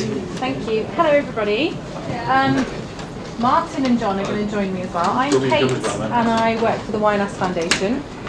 We have decided to go a bit young farmers improv style. We aren't going to do any presentations because we actually think you have probably got lots and lots of questions that you would love the opportunity to ask myself or Martin, who's a farmer in the Wye. John is here as well from Avara. Steve Clenk is another farmer who's here. And we thought actually it might be a really nice opportunity for you to be able to ask us anything you want to know about what we have been up to, because we've been doing lots. Yeah. And so I'm going to just completely change how Joe's been running it and open the floor to all of you, and the three question limit's out the window. What we've done over the recent months is that we set up a little gang to try and find a solutions-based approach to what problems are going on in the river. and it seems to have hit a nerve with quite a few, and so we've been relatively successful. Whether we were a timing issue and all of a sudden things happened, or whether it was just happening anyway and we tagged on the back of its coattails. But if you've got any questions, we've been doing lots of things to try and mitigate and try and encourage and all those sorts of things. What would you like us to tell you? What would you want to know? There's a quiz for you. Or would you like us to tell you what we've been doing first? Yeah, do that, yeah. Is that what you'd like us to do? Oh, God. Do you want me to start? Firstly, it's very What are you nice. trying to do? Isn't a fiddle good? What are you actually trying to do? Isn't a fiddle good? Yeah. A fiddle, doesn't it make you always make you feel like you're on a holiday in an Irish bar somewhere, doesn't it? What are we trying to do? Yes, Right. exactly. Okay. Well, I'm here with two hats on tonight. One I'm chairman, or vice chairman or something, county chairman, vice county chairman of the NFU. So we'll put that hat over there. Secondly, I'm a farmer. And thirdly, with my third little hat with the bathing cap, I've lived by the river all my life. So I've got three hats, all right? So I'm going to float about in between those three hats. During August, I think it was August, wasn't it? Lots of you had been putting stuff on social media. I love a bit of social media, but I don't like being the stones thrown at me. So one afternoon, I thought, I've had enough of you guys. You get on my nerves. So I'm going to speak to Kate, my friend, who deals with lots of cover crops and she's all wishy-washy water and all that sort of thing. And I've known her for a long time. So I thought we need to do something farmery based to address what's going on. All right, so it's simple as that. So one Thursday night, it was a Thursday afternoon, I rang Kate and I said, look Kate, what can we do before harvest period, because farmers all go to work and they don't listen to anybody and they're tired and they're grumpy and all those sorts of things. What can we do to get people together to start listening about the issues in the river? So that was Thursday night. We decided that because the weather was like it was, and we're talking farmer sort of diaries now, by next week is going to be almost too late if we don't do it soon, because we need to get the momentum going. So what we did, we organised a meeting in the Green Man pub in Fountain, where I live, and we had to limit the numbers because it was such an emotive subject, which was great. You know, farmers came, council came, John came, people came. We had to limit numbers from action groups, we had to limit numbers from fishermen. We filled the place, which was immense, considering we only started on a Thursday. This was Tuesday.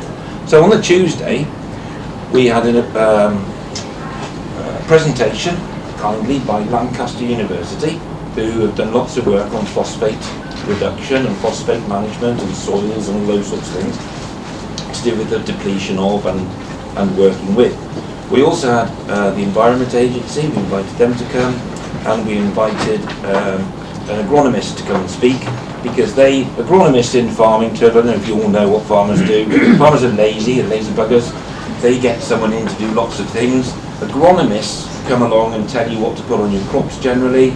They're really like glorified farm managers. They're frustrated farmers, but they farm loads of acres because they're on 10 or 12 farms at a time.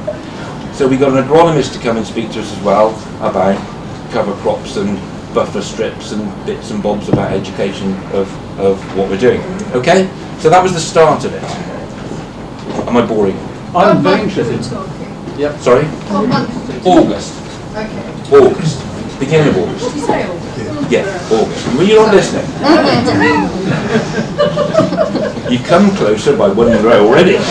So, we then decided, okay, from that meeting, we're so successful, we would set There's a up. lot of weeds. I know there lots as of well, have you weeds, the royal noticed? we. We're not married, but we would sit down with a little group, a concentrated group of like-minded souls, including John, who's been very, very supportive of what we've done. Let's put his bulletproof vest on before he stands up.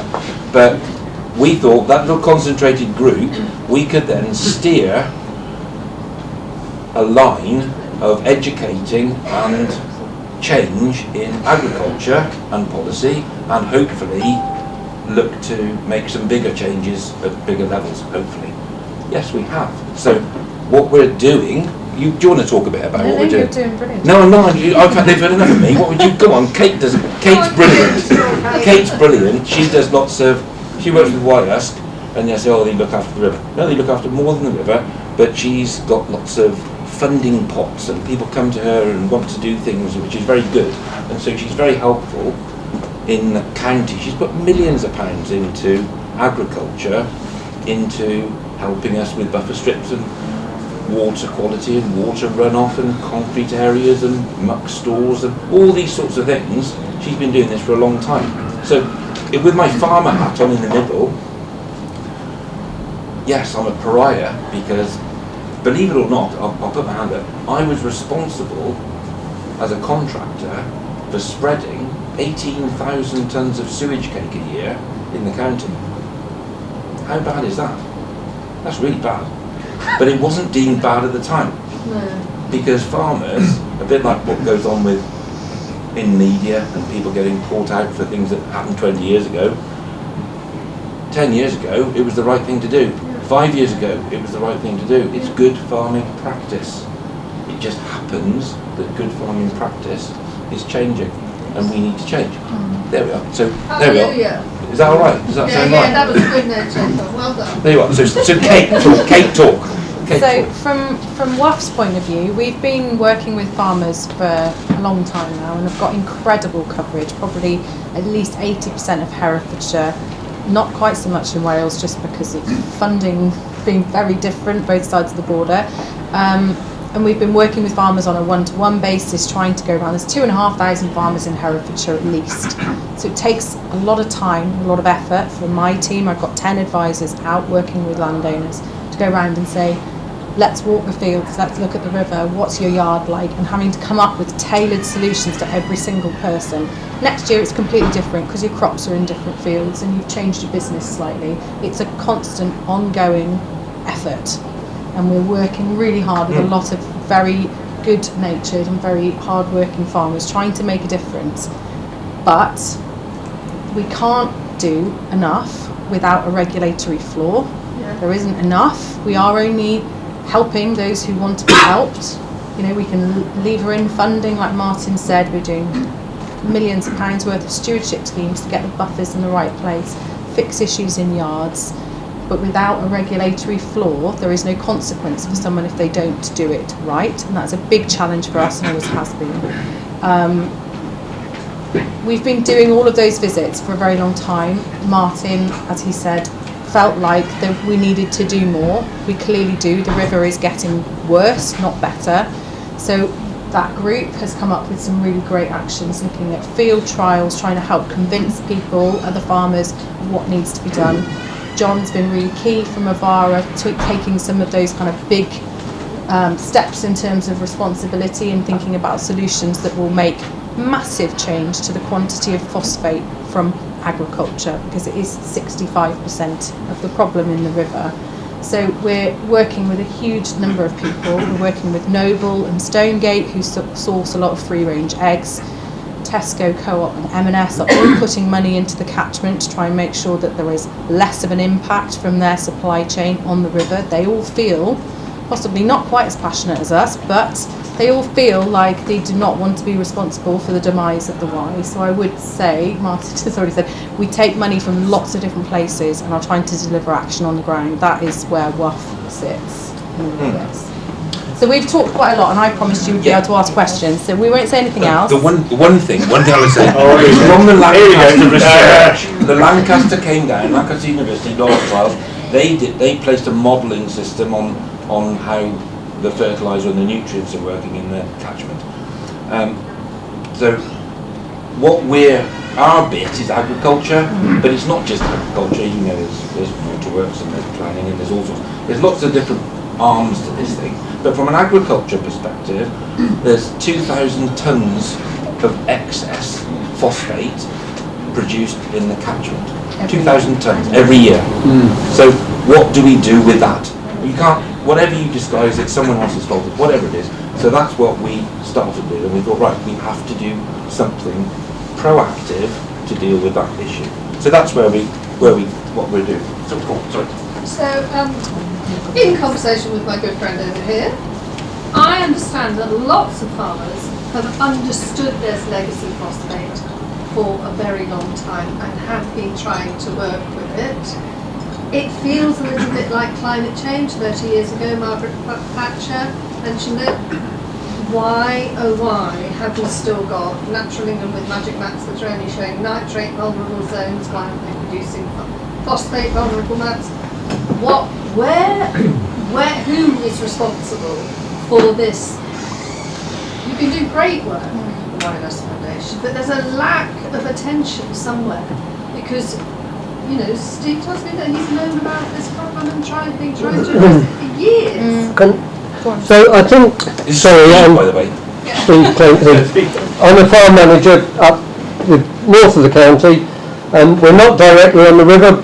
We've got brooks that feed into the catchment, and I've been for a long time passionate about how we farm and changing our farm practices. And I've got to say the Wye Foundation get pilloried quite a lot, but they do a lot of fantastic work with farmers. And farmers are, I'm a farm manager, I don't own the land, I'm a very temporary custodian, I'm retiring fairly shortly, but I'm still going to be involved in phosphate within the catchment and trying to get rid of it. But farmers they're a funny old lot, you know. I was just talking to a farmer the other day, and I said, well, you can't do that. You're not allowed to put that amount of phosphate on your ground. And he said, well, who's going to tell me? I'm the king on my farm. I'm the law on my farm.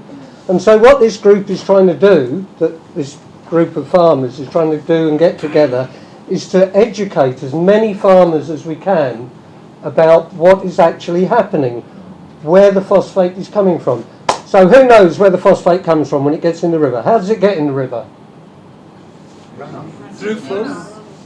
Through flow. Through the soil. Through the soil. Yeah. So the rain comes down, it goes down into the drain and out the drain. Some of it, the majority, is when you see that brown water running off the field, it's carried, the phosphate sticks onto the clay particles and it runs down. So it's runoff, isn't it, Kate? It would be the big thing. So that's where a lot of phosphate comes. When you see that brown water going down the river, you don't want it. But there are ways you can stop that runoff. And there's lots of work going on and Kate and the Wye Foundation and other people are really working hard to try and stop that soil going into the river and into the watercourses.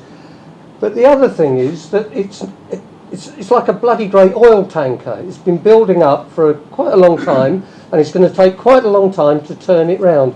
And all the good folk, the friends of the River Wye, and everybody is going to have to cooperate. And we're all going to have to work together. It's no good bashing each other. We've all got to work together. Avara, I'm also involved in an anaerobic digester. We're looking very hard at stripping the phosphate out of that waste product. Or maybe even the muck, because we put chicken muck in there. When we built it, we thought we would use some of that phosphate. It would be a good thing. It's not really happening, but if we can take that phosphate out, and then we can get it into a concentrated form, because there's areas of the country that need it, and we can export it, we can get it out of the catchment. But we've got planning problems. Where do you build this? You know, where do we put the phosphate stripper? The council want lots of little ones dotted around because they want to stop traffic movement. Well, traffic is moving around the county now. It's going around. There are people just have chickens. They haven't got any land to spread it on. They have to export it from their farm. So what do you do with that? It's an enormous problem, but it is solvable. So Steve, can I just... Wait, sorry. There's a question from Tom, who's had his hand up the whole time, very patiently. Well, firstly, a question for you on the right. What's your name? Steve. Friends, that's fine. A question for you, which is, if there's other parts of the country, like, for example, Lincolnshire, that are crying out for phosphate, why don't we just raise a lot of poultry in Lincolnshire? Well, there is a lot of poultry in Lincolnshire. You can't just pick up a shed and move it, can you? Okay, so that's one question. A question for you, Martin. Yeah. You farm in Foundling, is it? I do. How much land do you farm? Wow, it's like a lady her age. I farm say a lot. About 1,800 acres. That's a lot of land. Do you have any intensive poultry units on that land? No. Do you know what the maximum phosphate soil index reading on one of your highest level field Yes, in I the do. land is? Yes, I do. And would you mind disclosing what it is? I have some at level 3. You have some at level 3? I use sewage cake, which I was spreading around the county for people, to build my indices to a level 3. And the highest I've got is a 3. That's music to my ears. I'm There you glad go. I know that. There you So go. you would And I stopped using it because I don't need it. Indeed. And so you would contend that the voluntary regulations that currently control farmers' general activities are quite sufficient? And No, I wouldn't say that. No, I wouldn't put words in my mouth like that because they wouldn't be the comfortable. voluntary regulations? Because if the regulations, as the letter requires them, were followed, the river wouldn't have a pollution line, because there wouldn't be excessive phosphate spread on land. No, that's not strictly true. Is it not? I don't think so. Okay, explain. I would suggest, as Steve has done some work, I believe, with ADAS over trying to deplete phosphate. It takes a long time to move phosphate. However, if you'd come to our meeting in August, you'd have heard Lancaster University talking with the soils in the Lower Wye. I'm familiar with Shane Rothwell's work. Yes, Shane, and he was saying that the southern Wye soil is very leachy in that it will disappear quicker, which is something that we learned at that meeting, which is more relevant to your point possibly. Yeah, Than so where I think the answer, Tom, is that technically you could apply manures exactly as the legislation requires, but because manure is not entirely crop available, it's only a certain percentage actually available for that crop. You can build You're indices, still building legacy. and that's what we're talking about with that legacy phosphate. So we could still get nutrients leaching out of land drains, even though you've done technically everything you legally have to do. Farmers That's a have big not challenge necessarily for been Wye. breaking the law, have they? Not necessarily. Not necessarily been breaking the law. And I met with the NFU on Monday in a Zoom meeting with all those faces on a small screen, and even standing here with my NFU hat on now, they assured me they would not condone bad practice. And I thought that was quite a good thing. They won't condone bad practice, they won't defend it either. So if farmers are doing something bad, we need to be addressing that. And that's fair enough. Why wouldn't we? In building you wouldn't expect it to be bad, so why should you expect it in farming? So much so, our little gang, and Steve's been along in our little group as well, the rhetoric out of our little gang of friends is that the Environment Agency are very keen on using a carrot arrangement rather than a stick. Even now. Even now, they're Yes. still using it. The river is this bad. Yeah, and they're still giving still advice using and the carrot. guidance. They're still using the carrot, and so they're coming to see me. They were going to come last week and they didn't. They're going to come from London to see me in January to discuss whether we can put some moves in place to make it a little bit more legislative. And that is really turkey voting for Christmas. Yeah. I'm sure you're all thinking farmers don't want Farmers don't regulation. The steer from this group has been you have to have a regulatory baseline. Otherwise, if there's no speed cameras, there's no, people will speed. I wouldn't disagree with you. Not only do we have a regulatory baseline, but we have to have a bit of enforcement. Exactly. Dare I say, That's what that's we're what I'm- promoting. That's what we're do need to promoting. be made. But the most egregious examples of terrible practice, and maybe without needing to try to point to some lessons will be learned. We can start to improve the situation. That's exactly I don't what we're think taking. any of the people that are on this group that have got together would disagree with you, Tom. No. Question here. Sorry. Yeah, well, it's part question, part observation. It's part of the problem that we talk about farmers. Some farmers are real custodians of the land. Yes. Some are environmental vandals. Most of us try to make a living somewhere in the spectrum between the two. Not all farmers are breaking I the mean, law. I would probably be regarded by meetings like this as one of the good guys. I would look at my Hereford Cross cattle and my Badger Face sheep and my hay meadows. I make very little impact on the land. But I'm unusual in one of two ways. Firstly, I'm unusual because I've got a Hereford accent. I'm speaking at a meeting like this. Secondly, I'm unusual because I've got a teacher's pension. I taught sociology for 30 years. Most of the boys I went to school with don't have a teacher's pension to support their farming activities, don't farm 2,000 acres of arable, are not members of the aristocracy who can rewild 1,000 acres and not even bloody notice the difference. They're guys paying rent on 200 or 300 acres of the Golden Valley, desperately trying to make a living. They need to diversify. They need to get money from wherever they can, otherwise they're going to end up in a bankruptcy Some court. of them have been given grants to diversify by the government. Half the free-range units in Powys have been funded by Welsh government. Absolutely, but you've got to look at the reason why. Yeah, but those I mean, people no are trying to pun make a intended. living. But if you look at the impact on the catchment of the Wye, the obvious way, there's always a simple answer to a complex problem, and it's usually wrong, but if that catchment was returned to permanent pasture, it would lock up vast amounts of nitrogen.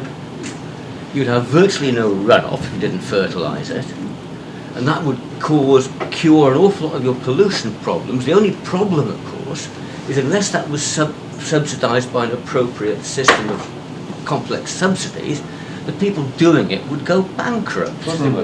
The reason that's the way to do it. The It has to reason be the river has supported got by so bad government. over the last 40 years, and I've lived through it all my life. My grandfather used to catch fish bigger than him, and hang them on a gaff and take a photo of them.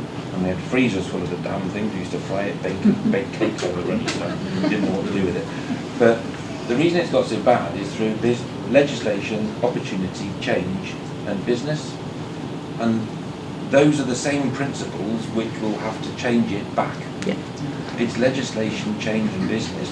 People are looking for opportunities, they're looking for a living. I used to be a beef farmer in Fountainhope. We had a dairy in the 70s, we gave it up. We used to have beef cattle, 300 of them.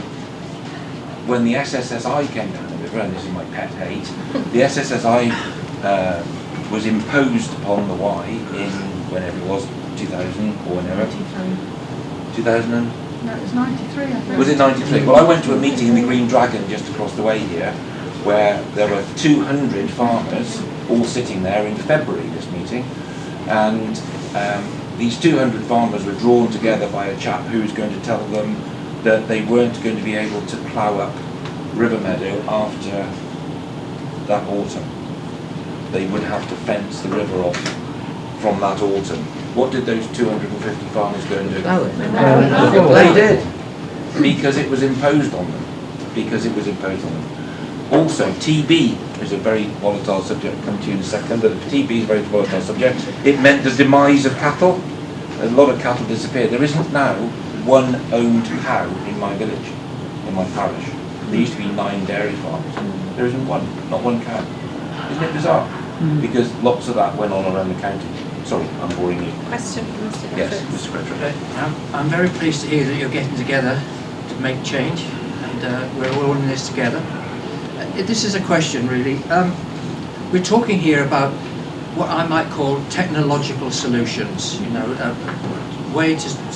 how do we get rid of this manure, say, as a question? So you find a technological solution to it, like an aerobic digester. You know what it reminds me of? It reminds me of the problem of the climate change. People say, oh, let's just put carbon capture on the top of chimneys and we'll be all right. The point to my mind is, why put all that carbon there in the first place? So why put all the phosphates there in the first place? Now I know there's a legacy problems, and I realise the problem of the tanker, but it seems to me one of the perspectives should be, how do we stop putting that phosphate in the ground or having to transport it somewhere else? What about a sustainable farming future that doesn't produce that kind of phosphate? I don't know. Yeah, I think the big. Sorry. Can I ask John to answer that potentially? Because I think the John. ideas we've got in terms of cycling aren't really relevant to that answer. Oh, we've drawn him up here. Everybody up here. It's like a boy band, isn't it? With a girl.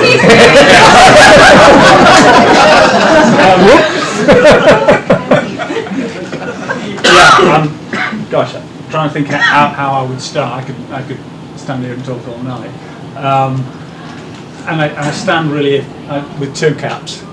Yeah. One is representing Avara, and the other is being a smallholder in the Golden Valley and a citizen of Herefordshire. So I see it from a number of angles, and I think what I find difficult as I sort of wrestle with it a little bit, which I do more these days now as I get older and perhaps a lot more to reflect on, is how do you put all the pieces together on what is clearly very complex, and it's easy to talk about a single issue, and you can't win an argument on a single issue, because life's not about single things, it's about a whole multitude of issues. And some of these issues clearly are unintended consequences. In fact, lots of issues are unintended consequences that you then have to try and deal with. Equally, we're quite privileged living in a lovely county where we see food being grown, but clearly there are many people in parts of the country who live in large cities who just need to buy food, and people now buy food really on price. The reality is food is too cheap. Yes. Yeah. Thank you for saying that. Yeah. Food is far too cheap. It is. Supermarkets are our common foe. Well, no, they're not. No, they're not. Oh, yes, No. We are all, and I say we, maybe not all the people in this room, because if food prices were to double, which that's really where they ought to be, right? What's everyone going to give up? Because I haven't seen any evidence of people en masse giving anything up. We've grown into, and I'm sorry I'm going to rattle a bit, we've grown into a very selfish, unequal society, very divided. If we think we want to grow a fairer, greener, still prosperous county, we'll have to do things in different ways, unquestionably. But we've got to where we have. Now, I make no apologies for Avara's presence in the county. I've been instrumental in a lot of its growth. So if anyone wants to throw bats, they can throw them at me. But what I know I have done is I've been able to feed an awful lot of people. And the tragedy about cheap food is every week we still give food free to fair share to people who can't even afford cheap food. So we're not a fair society. Could we try and answer the question? Yeah. So coming around to the question is where the difficulty comes is. So things have to be produced somewhere. And somehow.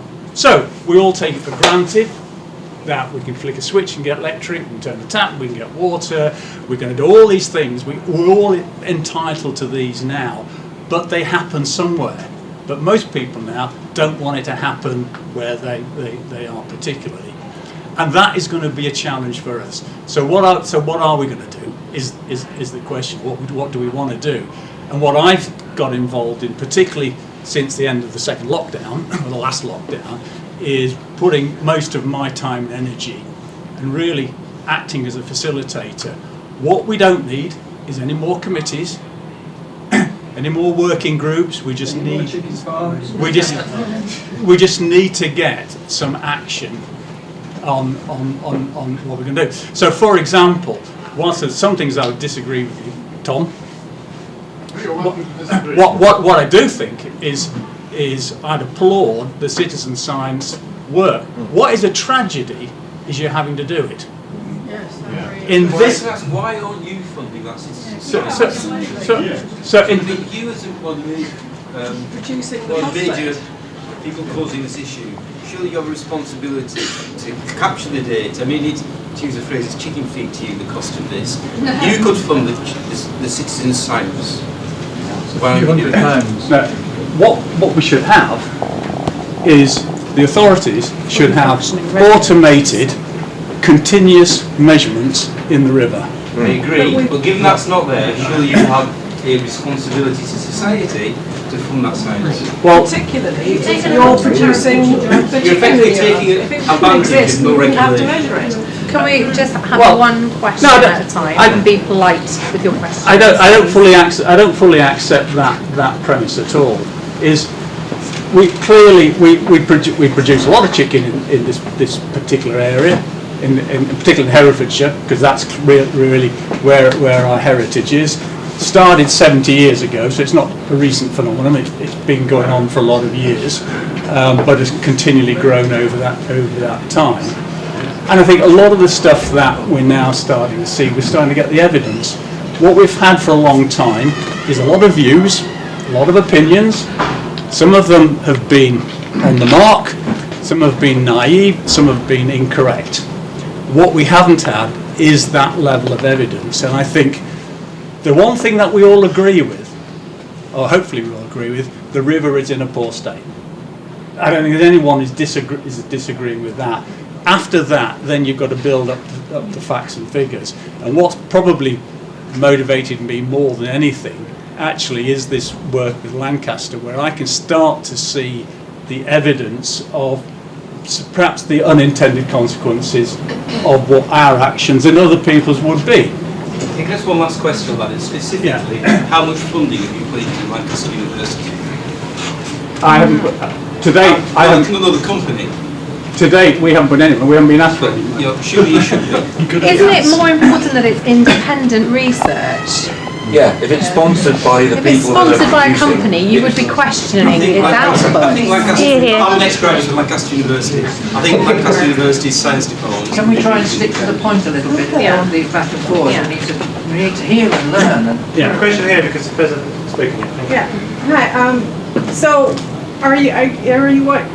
are you saying that in order to fund any sort of way to get the phosphate out of the chicken poo or whatever needs to be done to clean up the river, you need research done to support what needs to be done? No. Or what are you saying? Are you No. saying that Avara is going to do something, like maybe help to find a place for where the machine needs to be Right, phosphate out? Like, what are you saying? Let me do that. But the point I really wanted to make was we do need to have some facts. The citizen science one actually provides a lot more facts, although my argument would be that should be there, but in the enforcement piece anyway, because enforcement has been pretty woeful.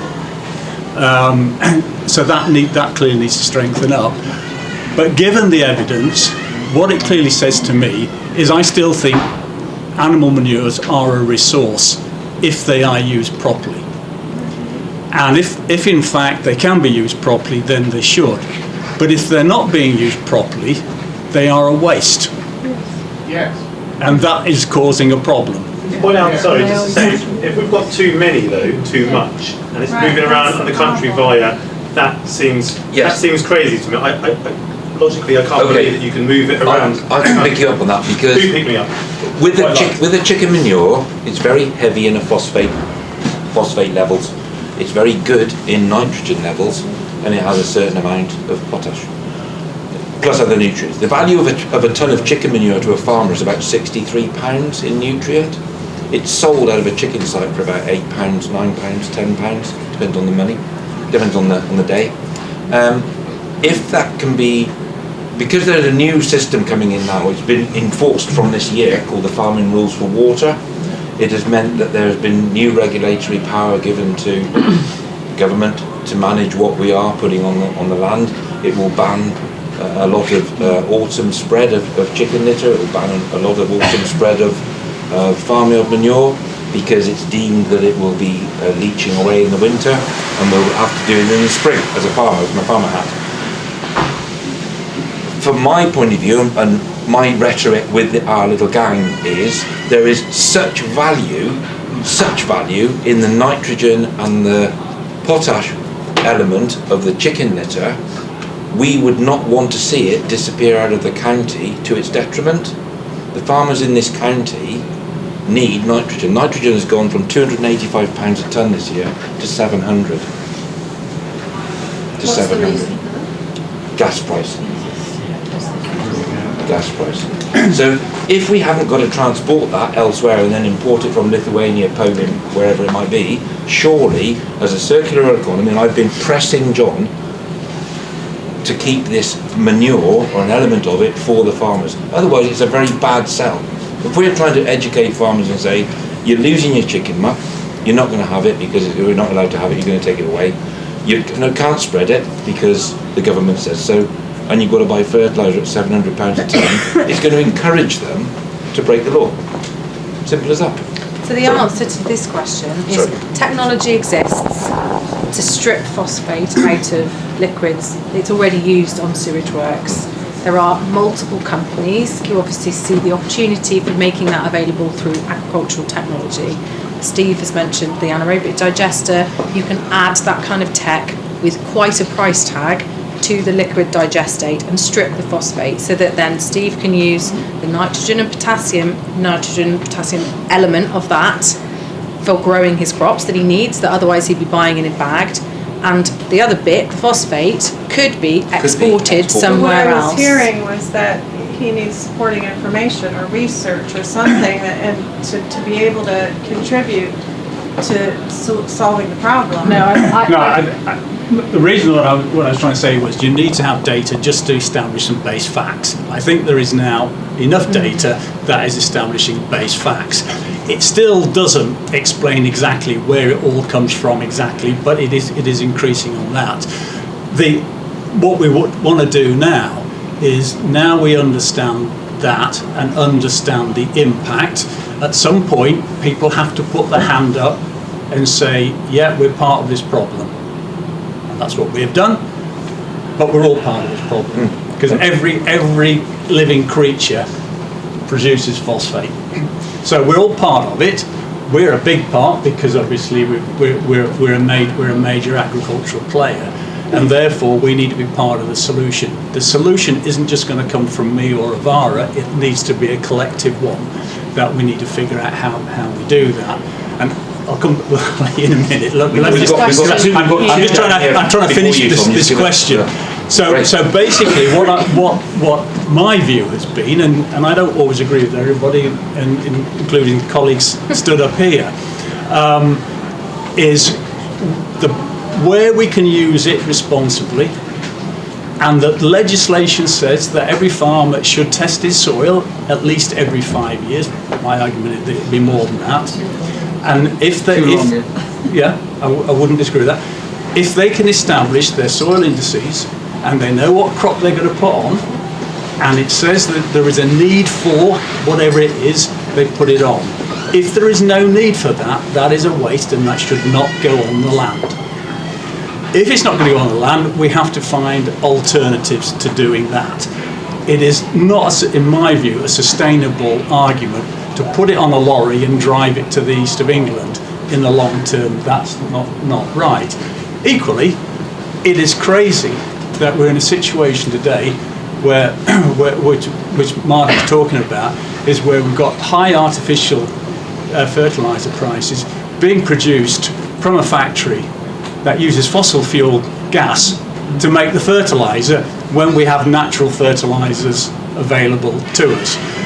So what we need to do is find the processes. Now what we've been looking at is what are the technologies out there to do it, and how do we bring that together with various parties, and it will need to be the farmers themselves and the producers of the muck need to be part of that because they supply it. The council needs to be part of that because we'll need to go through planning processes and we need to get those in the right place. We need to find people who are going to invest in it because these aren't cheap solutions. And we want users from the outputs. And in some of these, the outputs can be renewable energy, it can be CO2, it can be more defined fertilisers that actually farmers can use in a precision agricultural sense. And if we do that, then that will go some way. But it will only go some way in terms of the manures that we've captured and used. We still are going to have to address the sewage issues. We still need to, how many septic tanks have we got in the county? Loads. They contribute to it, and other lives. 87,000 houses in Herefordshire, John. So actually there aren't that many septic tanks, and about 80% of those go through a sewage treatment works with phosphate stripping. That's what Simon told me before. So actually septic tanks are probably not our biggest problem. That doesn't mean that you shouldn't put I'm not trying to say anything is... One of the problems, can I just say with that, is that what the water companies are doing is it's relatively easy to strip the phosphate out of the liquid part of the water, basically. And that's what they're doing, and they're spending a lot of money doing that. And then they're putting that phosphate into their sewage sludge, which they're then giving to farmers to spread on their land. But the farmer could not take it if he didn't. We don't have to take it. No, certainly farmers don't have to take it. Education. But it is being given I'm to just saying farmers. it's a difficult conversation to say it's septic tanks where there's 193,000 people in the county. So 16 million chickens with 193,000 people. It's not septic tanks. It doesn't help if we talk about it being a problem from septic tanks. I'm going to butt in. Sorry, I'm sorry. We've got two other questions we've got answered. Marcia wants to talk, and we've got Charlie who's going to read some poetry, and then we all need to go home. Thank you so much.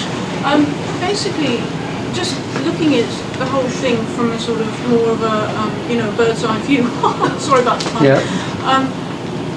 The whole conversation is actually quite absurd because it's a bit like Chicken Run. I don't know if you saw the animation years ago, and then they make this Heath Robertson factory to process chickens who've been in a concentration camp, like a prison camp, and they're doing knitting and this sort of thing. But the point is that when we see this level of pollution going on, we know that it's not a balance in nature. This is a total imbalance. And now, nature itself has intelligence to, sort itself out, but we humans have infected nature so badly that we're having conversations about how to avoid this, get some digesting machine to get rid of chicken manure. But actually, the real problem. I have to say this because these chickens are called broilers, and they're made to grow and inflate in a very short period of time. And some of them are cannibalistic, some of them are crippled. They're all amassed in these places. And they say, yeah, we let them out, but no, they don't, because they put the food inside. But the food that they're eating is coming from burning rainforests and the soya that is being grown in these places. So this is a multinational concern. This isn't like small conversations from Hereford. This is a conversation that is big. Now, if every single person refuses to participate in eating this crap, which is what it will be, it is crap because these are ill, these are sick creatures. If you're eating something that's never been given any compassion, this is it's monstrous. It's an absolute atrocity. And are we tolerating that? Or are we talking about machines to ignore the fact that masses of creatures are having a disgusting time for a few weeks of their life? It's monstrous. It's absolutely, it's almost as John said, it's as monstrous as people are having to because they haven't got the money to buy anything else. For me and the Labour Party, that's as monstrous, I'm sorry to say. And it really is. Is it not as monstrous? I think it's. And also the supermarkets. They have choices. It's not people haven't the choice. They haven't got the money to buy something better. So it's the choice doesn't exist. Sorry, that's my point. I apologise. Sorry, but I think Alec hasn't spoken. The question I'm going to stop. I have to say one more thing, and that is that supermarkets are just pawns in the whole thing. All these things we're being told, you need to eat chicken every week, you need to have a chicken nugget, is being funded by the media. This is not, this is mega businesses controlling the way everybody thinks. This is not how nature intended, and until we listen to it, we're going to have disaster. I just have to say that. I don't disagree with some of the principle of what you're saying. I do disagree with some of the facts. Yes. And a quick question. The question here, Andrew, sorry. It's not really a question, an observation. The first thing related to that just occurred to me now is that if you actually look at all the things about environmental farming and eating at the moment, chicken, unfortunately, is possibly, I don't know why, they reckon it's a healthier option for the planet, than eating beef and lamb. But It's the the point I mission. really wanted to make is that we need to be really, really careful about how we deal with these things, because in the same way that our country has offshored much of our carbon emissions because we've stopped making stuff here, if we aren't careful, we'll solve our pollution problem by simply offshoring all of our food needs to lower environmental standards quite often. And if you look at the river mouths in much of Central America and elsewhere, and America, you can see the algae blooms going miles out to sea because of the level of waste. So that it's a really complicated area, and with the best will in the world, the population as a whole is not going to stop buying cheap food, unfortunately. In John's defence, I wish they would, and I'll put but- my NFU hat on, John's chicken, although you might not like it, is very high welfare chicken. I don't know that they're very poorly because they grow very well. When you're poorly, you use them. Yes. If you go abroad, if you go to Asia, I've used this analogy earlier on. Asia produces more chicken than we do but they like wings and beaks and noses and ears and whatever else they can eat. They don't like breast meat, but we're not allowed to eat their breast meat because it's not produced to the high welfare standard that John produces to, because we don't like that sort of thing. And so the Asian breast meat goes into dog food in Europe. They're the biggest importer of breast meat. It's a random fact, and I shared it with Celia earlier on, but it's an odd thing. Sorry. Think about this. What facility exists within the area to pellet poultry manure? To what end? To sell it, to pass it on to other people, to put it in places where Well, you it's need not a market gonna be a for that, don't you? So you've got to have a market. So The answer, huge market the answer for is it. I'm not aware of anyone pelleting. and the reason for that is because there's a garden centre and buy pelleted poultry. Where's it coming from? A whole variety of places. But not in Herefordshire. I'm not aware of But it. we're producing it, we're not producing that from the waste. If I can pick you up on that, you're going into a garden centre and buying pelleted poultry manure. So I'm saying that and you're putting it on. People are going into a garden centre and buying pelleted poultry manure, but they're not buying it from Herefordshire poultry. Well, I guess, I mean, the answer really is that if there was a big enough market, to sell, for me to put in a poultry processing plant, to process it into pellets, to make some money, we would invest in that. Not for you individually. But it doesn't matter whether it's me as an individual or it's not a business. One last question, guys. Sorry, Jenny.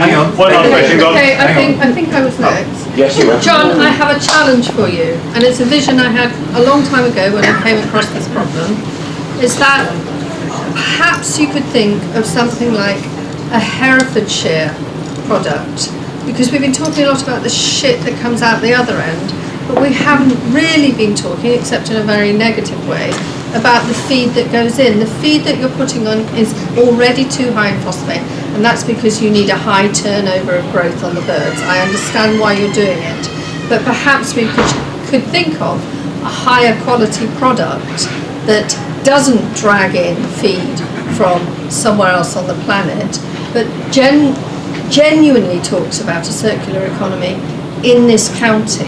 And that's my challenge for you. I'd like you to produce that product, please. Right.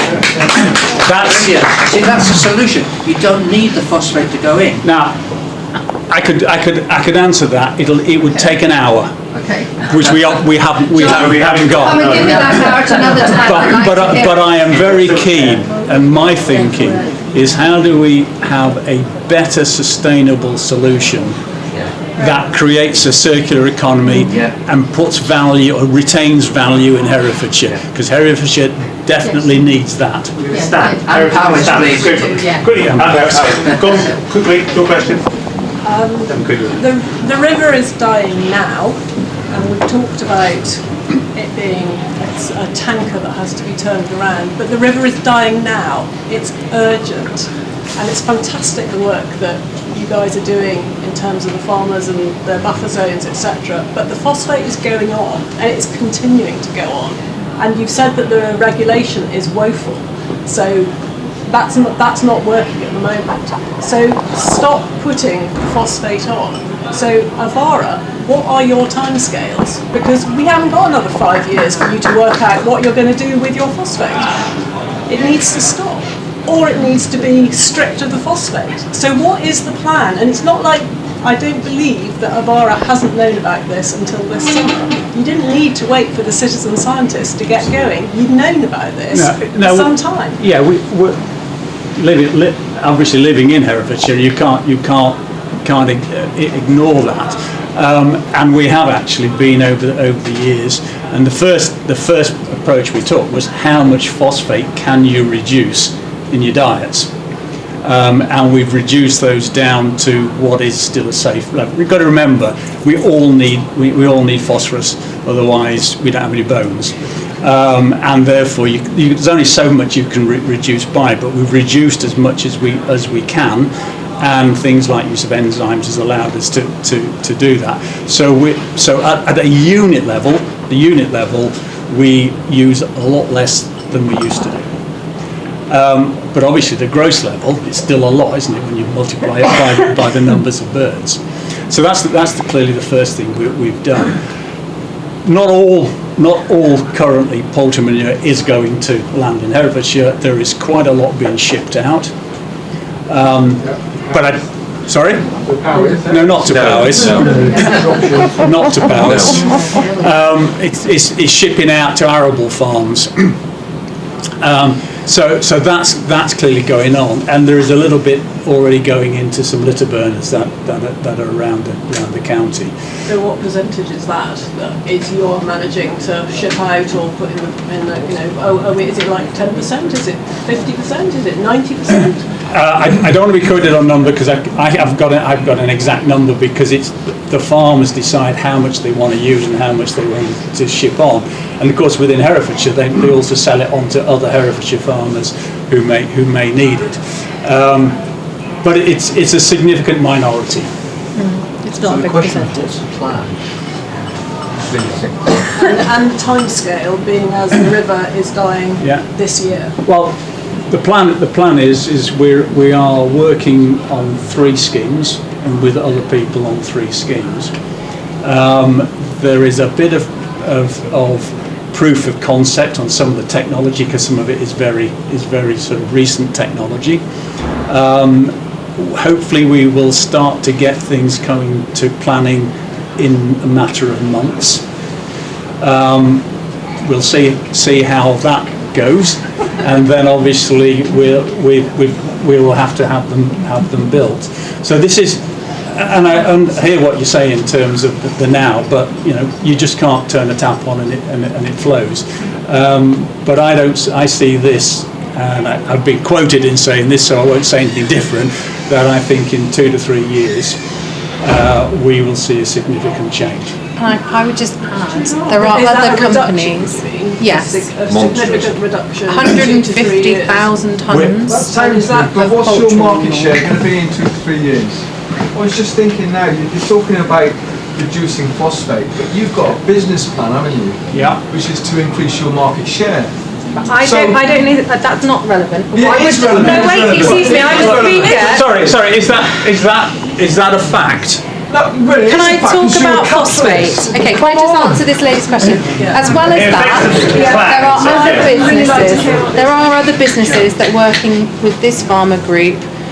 Gamba Logistics are a big haulage company moving poultry muck around, as well as some of the local agronomy companies, and they have all gone, oh my God, that Lancaster University work has hit home, and are building a scheme where, similar to the water companies, farmers will have to submit soil tests in advance and prove crop need in order to be able to buy poultry muck from them. And that will take audit trail back to the producer. Yeah, because and make regulation much easier. Because at the moment, if I want to buy 50 tonnes of poultry muck, doesn't matter that I haven't got a farm, I could go and buy it. There's no And that's a scheme that we started this that autumn. should start by early spring next year. Okay, thank you, Colin. Sorry, last point. Was your last point? And we're also looking at installing wetland systems below some of the rural sewage treatment works. That technology I'm looking to install downstream of free range units as well. There's lots of the free range growers who are interested in putting those systems in to try and buffer any nutrients that are being lost from their ranges and those sorts of things. They are going to be happening in the next however many months. They're all interested. None of them have done this intentionally. It's just been walked into, and now it's my responsibility to go around to every single one and offer them the opportunity to do something about it. And one more piece. You spoke about the Dore Brook. Yeah. We spoke about the Dore Brook this week. It's a river. It's a river, Dore River, Brook, whatever it might be. It's a river. It's a city, it's a town. The Darling Dore, I call it. Yes. Well, we spoke about it because I met with Powys and Bill Wiggin and Powys NFU and all those people last week. We're struggling to get cross-border pollination. It's really hard. Really hard. It's really hard. And they've never had that aside, we were chatting this week discussing the Dore, which has failed miserably over time, and wondering whether we could use the Dore as a project, a little bit like the Curl project up in the Lug, and use the Dore as a project. So we can count the numbers, we can monitor the numbers, and then we can replicate it. You could do it on the Froome as well. That's an entirely So we've been discussing So can exactly. we share emails so that you can Exactly. So one thing we said earlier on is if someone wants us to give you updates on what we're doing, give us your emails and we'll put you on a mailing list. And you can know what we're doing. Thank you, yeah, brilliant, that's great. And so ultimately we're talking about promises and then pressure from our side to make sure these promises happen.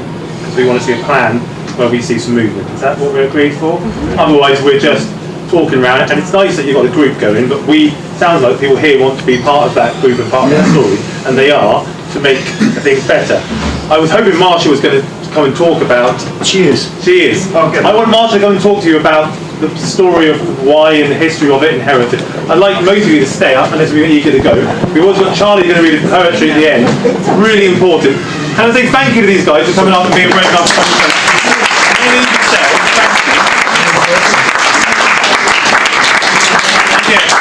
I would really like Marsha, if you wouldn't mind most of you, or some of you staying, because obviously Paul Marsha's got the last straw and poor Charlie's got the last straw. He reads the best poem about heritage, if you've never heard it, ever, and it's well worth staying. Come on, Charlie. You shouldn't leave, because I'll be upset. Oh, weren't you going to do a dance, Mark? I was going to do a dance. The violin players left, yeah. Thank you. Okay, Mark comes back.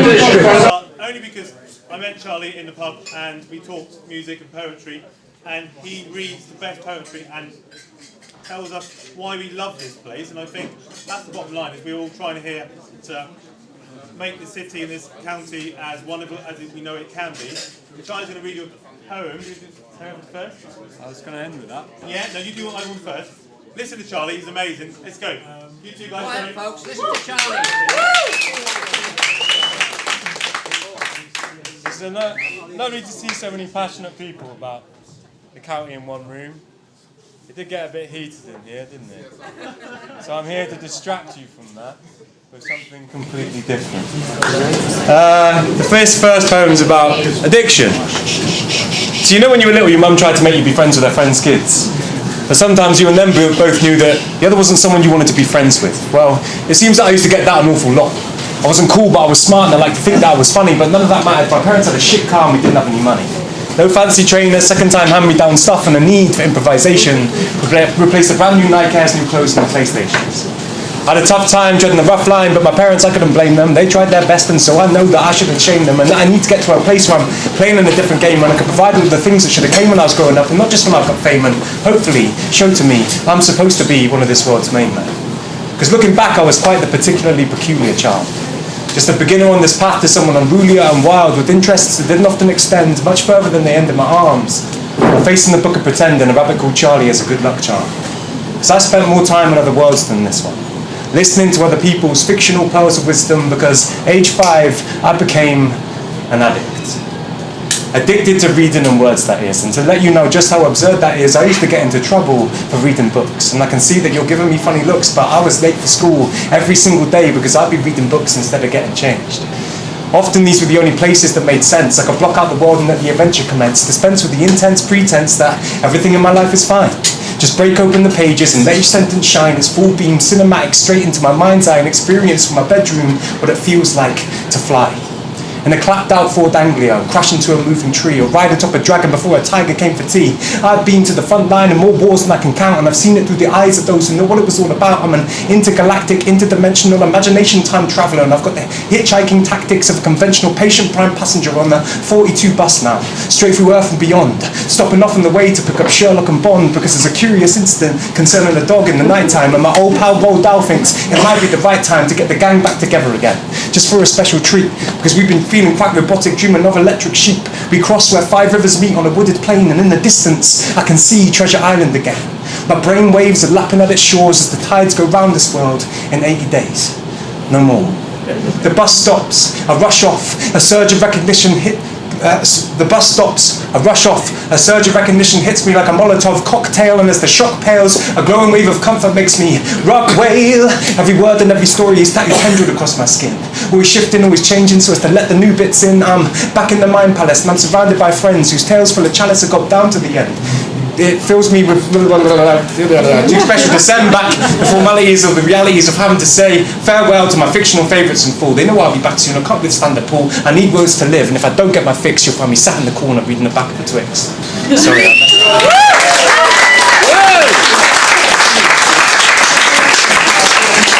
So that was a poem about something I love. Here's a poem about something I hate. When the cake looks so delicious, with its little chocolate chips, and you reach out with no suspicions as your tongue licks across your lips, and with expectant joy you try to savour your first bite, until something suddenly destroys your expectations of delight. There's something wrong about the texture. It's not chocolate after all. It's unexpected raisins suddenly making my skin crawl. Because who on earth would want tiny shriveled squishy grapes instead of chocolate chips? They're just ruining the cake like dirty little fly bodies hiding in the spongy ground. Unexpected raisins are just the worst cake filling around. And why do people do this? Is this just something that evil people do? Because they don't just hide in cakes, you find them in all sorts of food. And another thing about them is they're usually not deemed being worthy on the label. So why would people include them unless they're quite unstable? From cookies to empanadas to bagels to tagines, this use of unexpected raisins is really quite obscene. And I, for one, won't stand for it. So the rest of my life, I will dedicate to rehydrating raisins in order to turn them back into grapes. Because in my long conflict with the little blighters, I think this is my best idea yet. And this way, there'll be no raisins for anybody not to expect.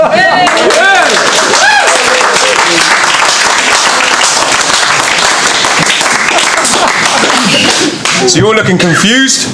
This is a poem about confusion. I haven't really slept. I can't have the conversation with you yet. I've had the words stuck to the back of my teeth for weeks. I tried to spit them out, but they glued shut my mouth. I just smiled at you instead. The words stamping through my head with nowhere to go.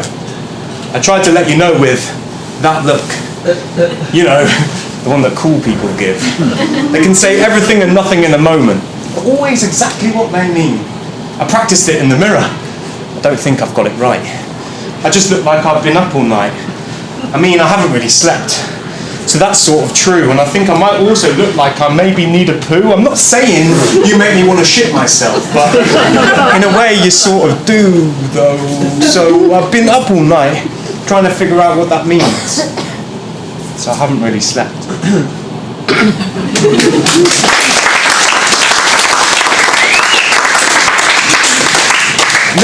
Obviously this event was about the River Wye, and I was like, I've written loads of poems about Hereford and stuff. Probably have a poem about the River Wye. Didn't have a poem about the River Wye. So I wrote a poem about the River Wye. It's called The River Wye and Where It's Going. Remember that time when the water was low and the sun was high? We sat with barbecues and beers, watching our fears flow slowly by. Swans sailing serenely like sentinels as you climbed to the apex of the Victoria Bridge, shouting, "I can fly!" and landing with a splash that covered everyone on the side.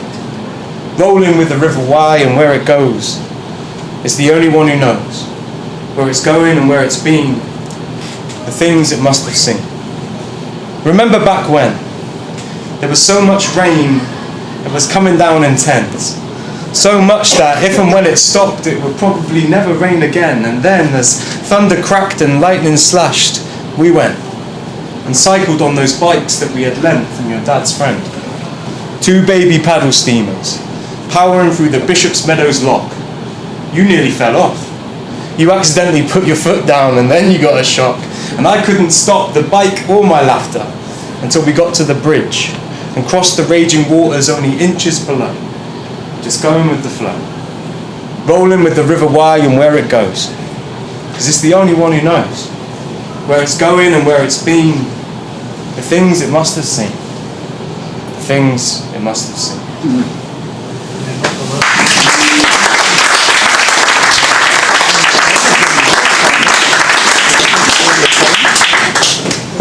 This is a poem about this lovely city.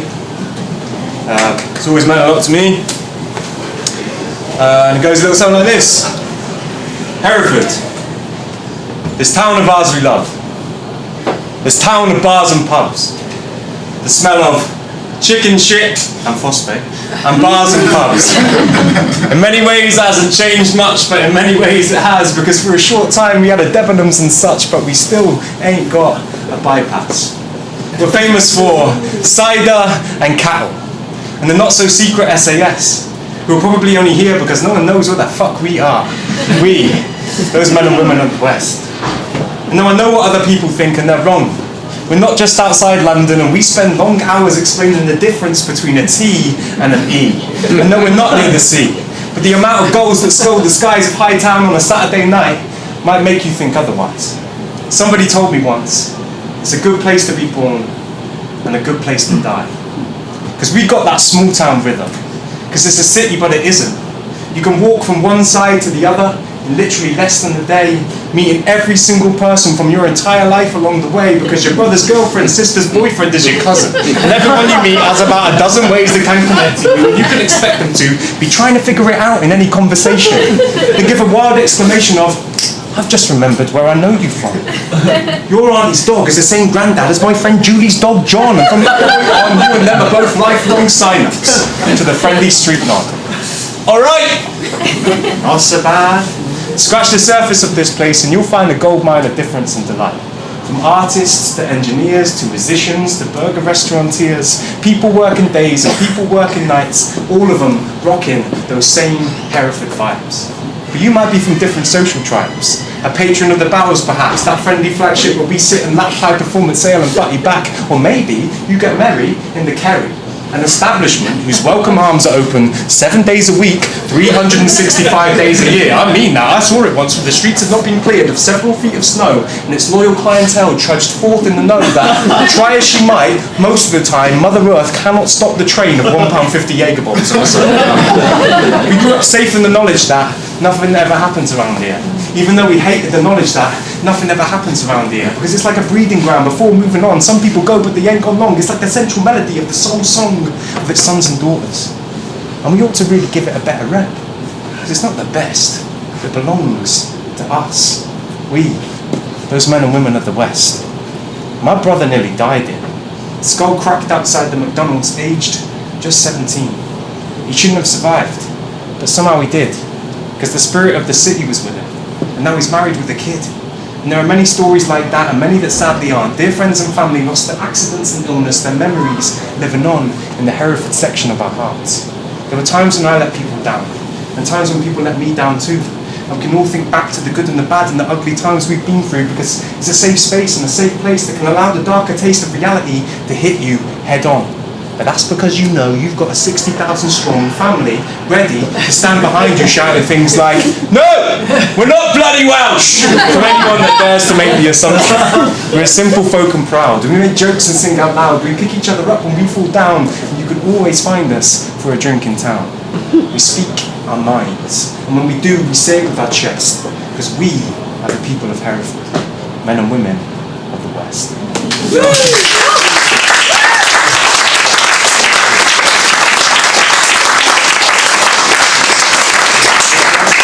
Thanks, Charlie. Very well. We could have condensed it down. Maybe not ask 70 people next time. I feel bad for that. But and poor Marcia just probably hates me, doesn't she? Does she hate me? She hates me, doesn't she? She hates me. Never mind. Well, look, guys, thank you for staying. Thank you for coming. And let's do promise and pressure. It's too much, wasn't it? It was my fault, wasn't it? I said thank you. Oh, Thank you. no, I think you said there was too many. Wow, that's thank you. There we go.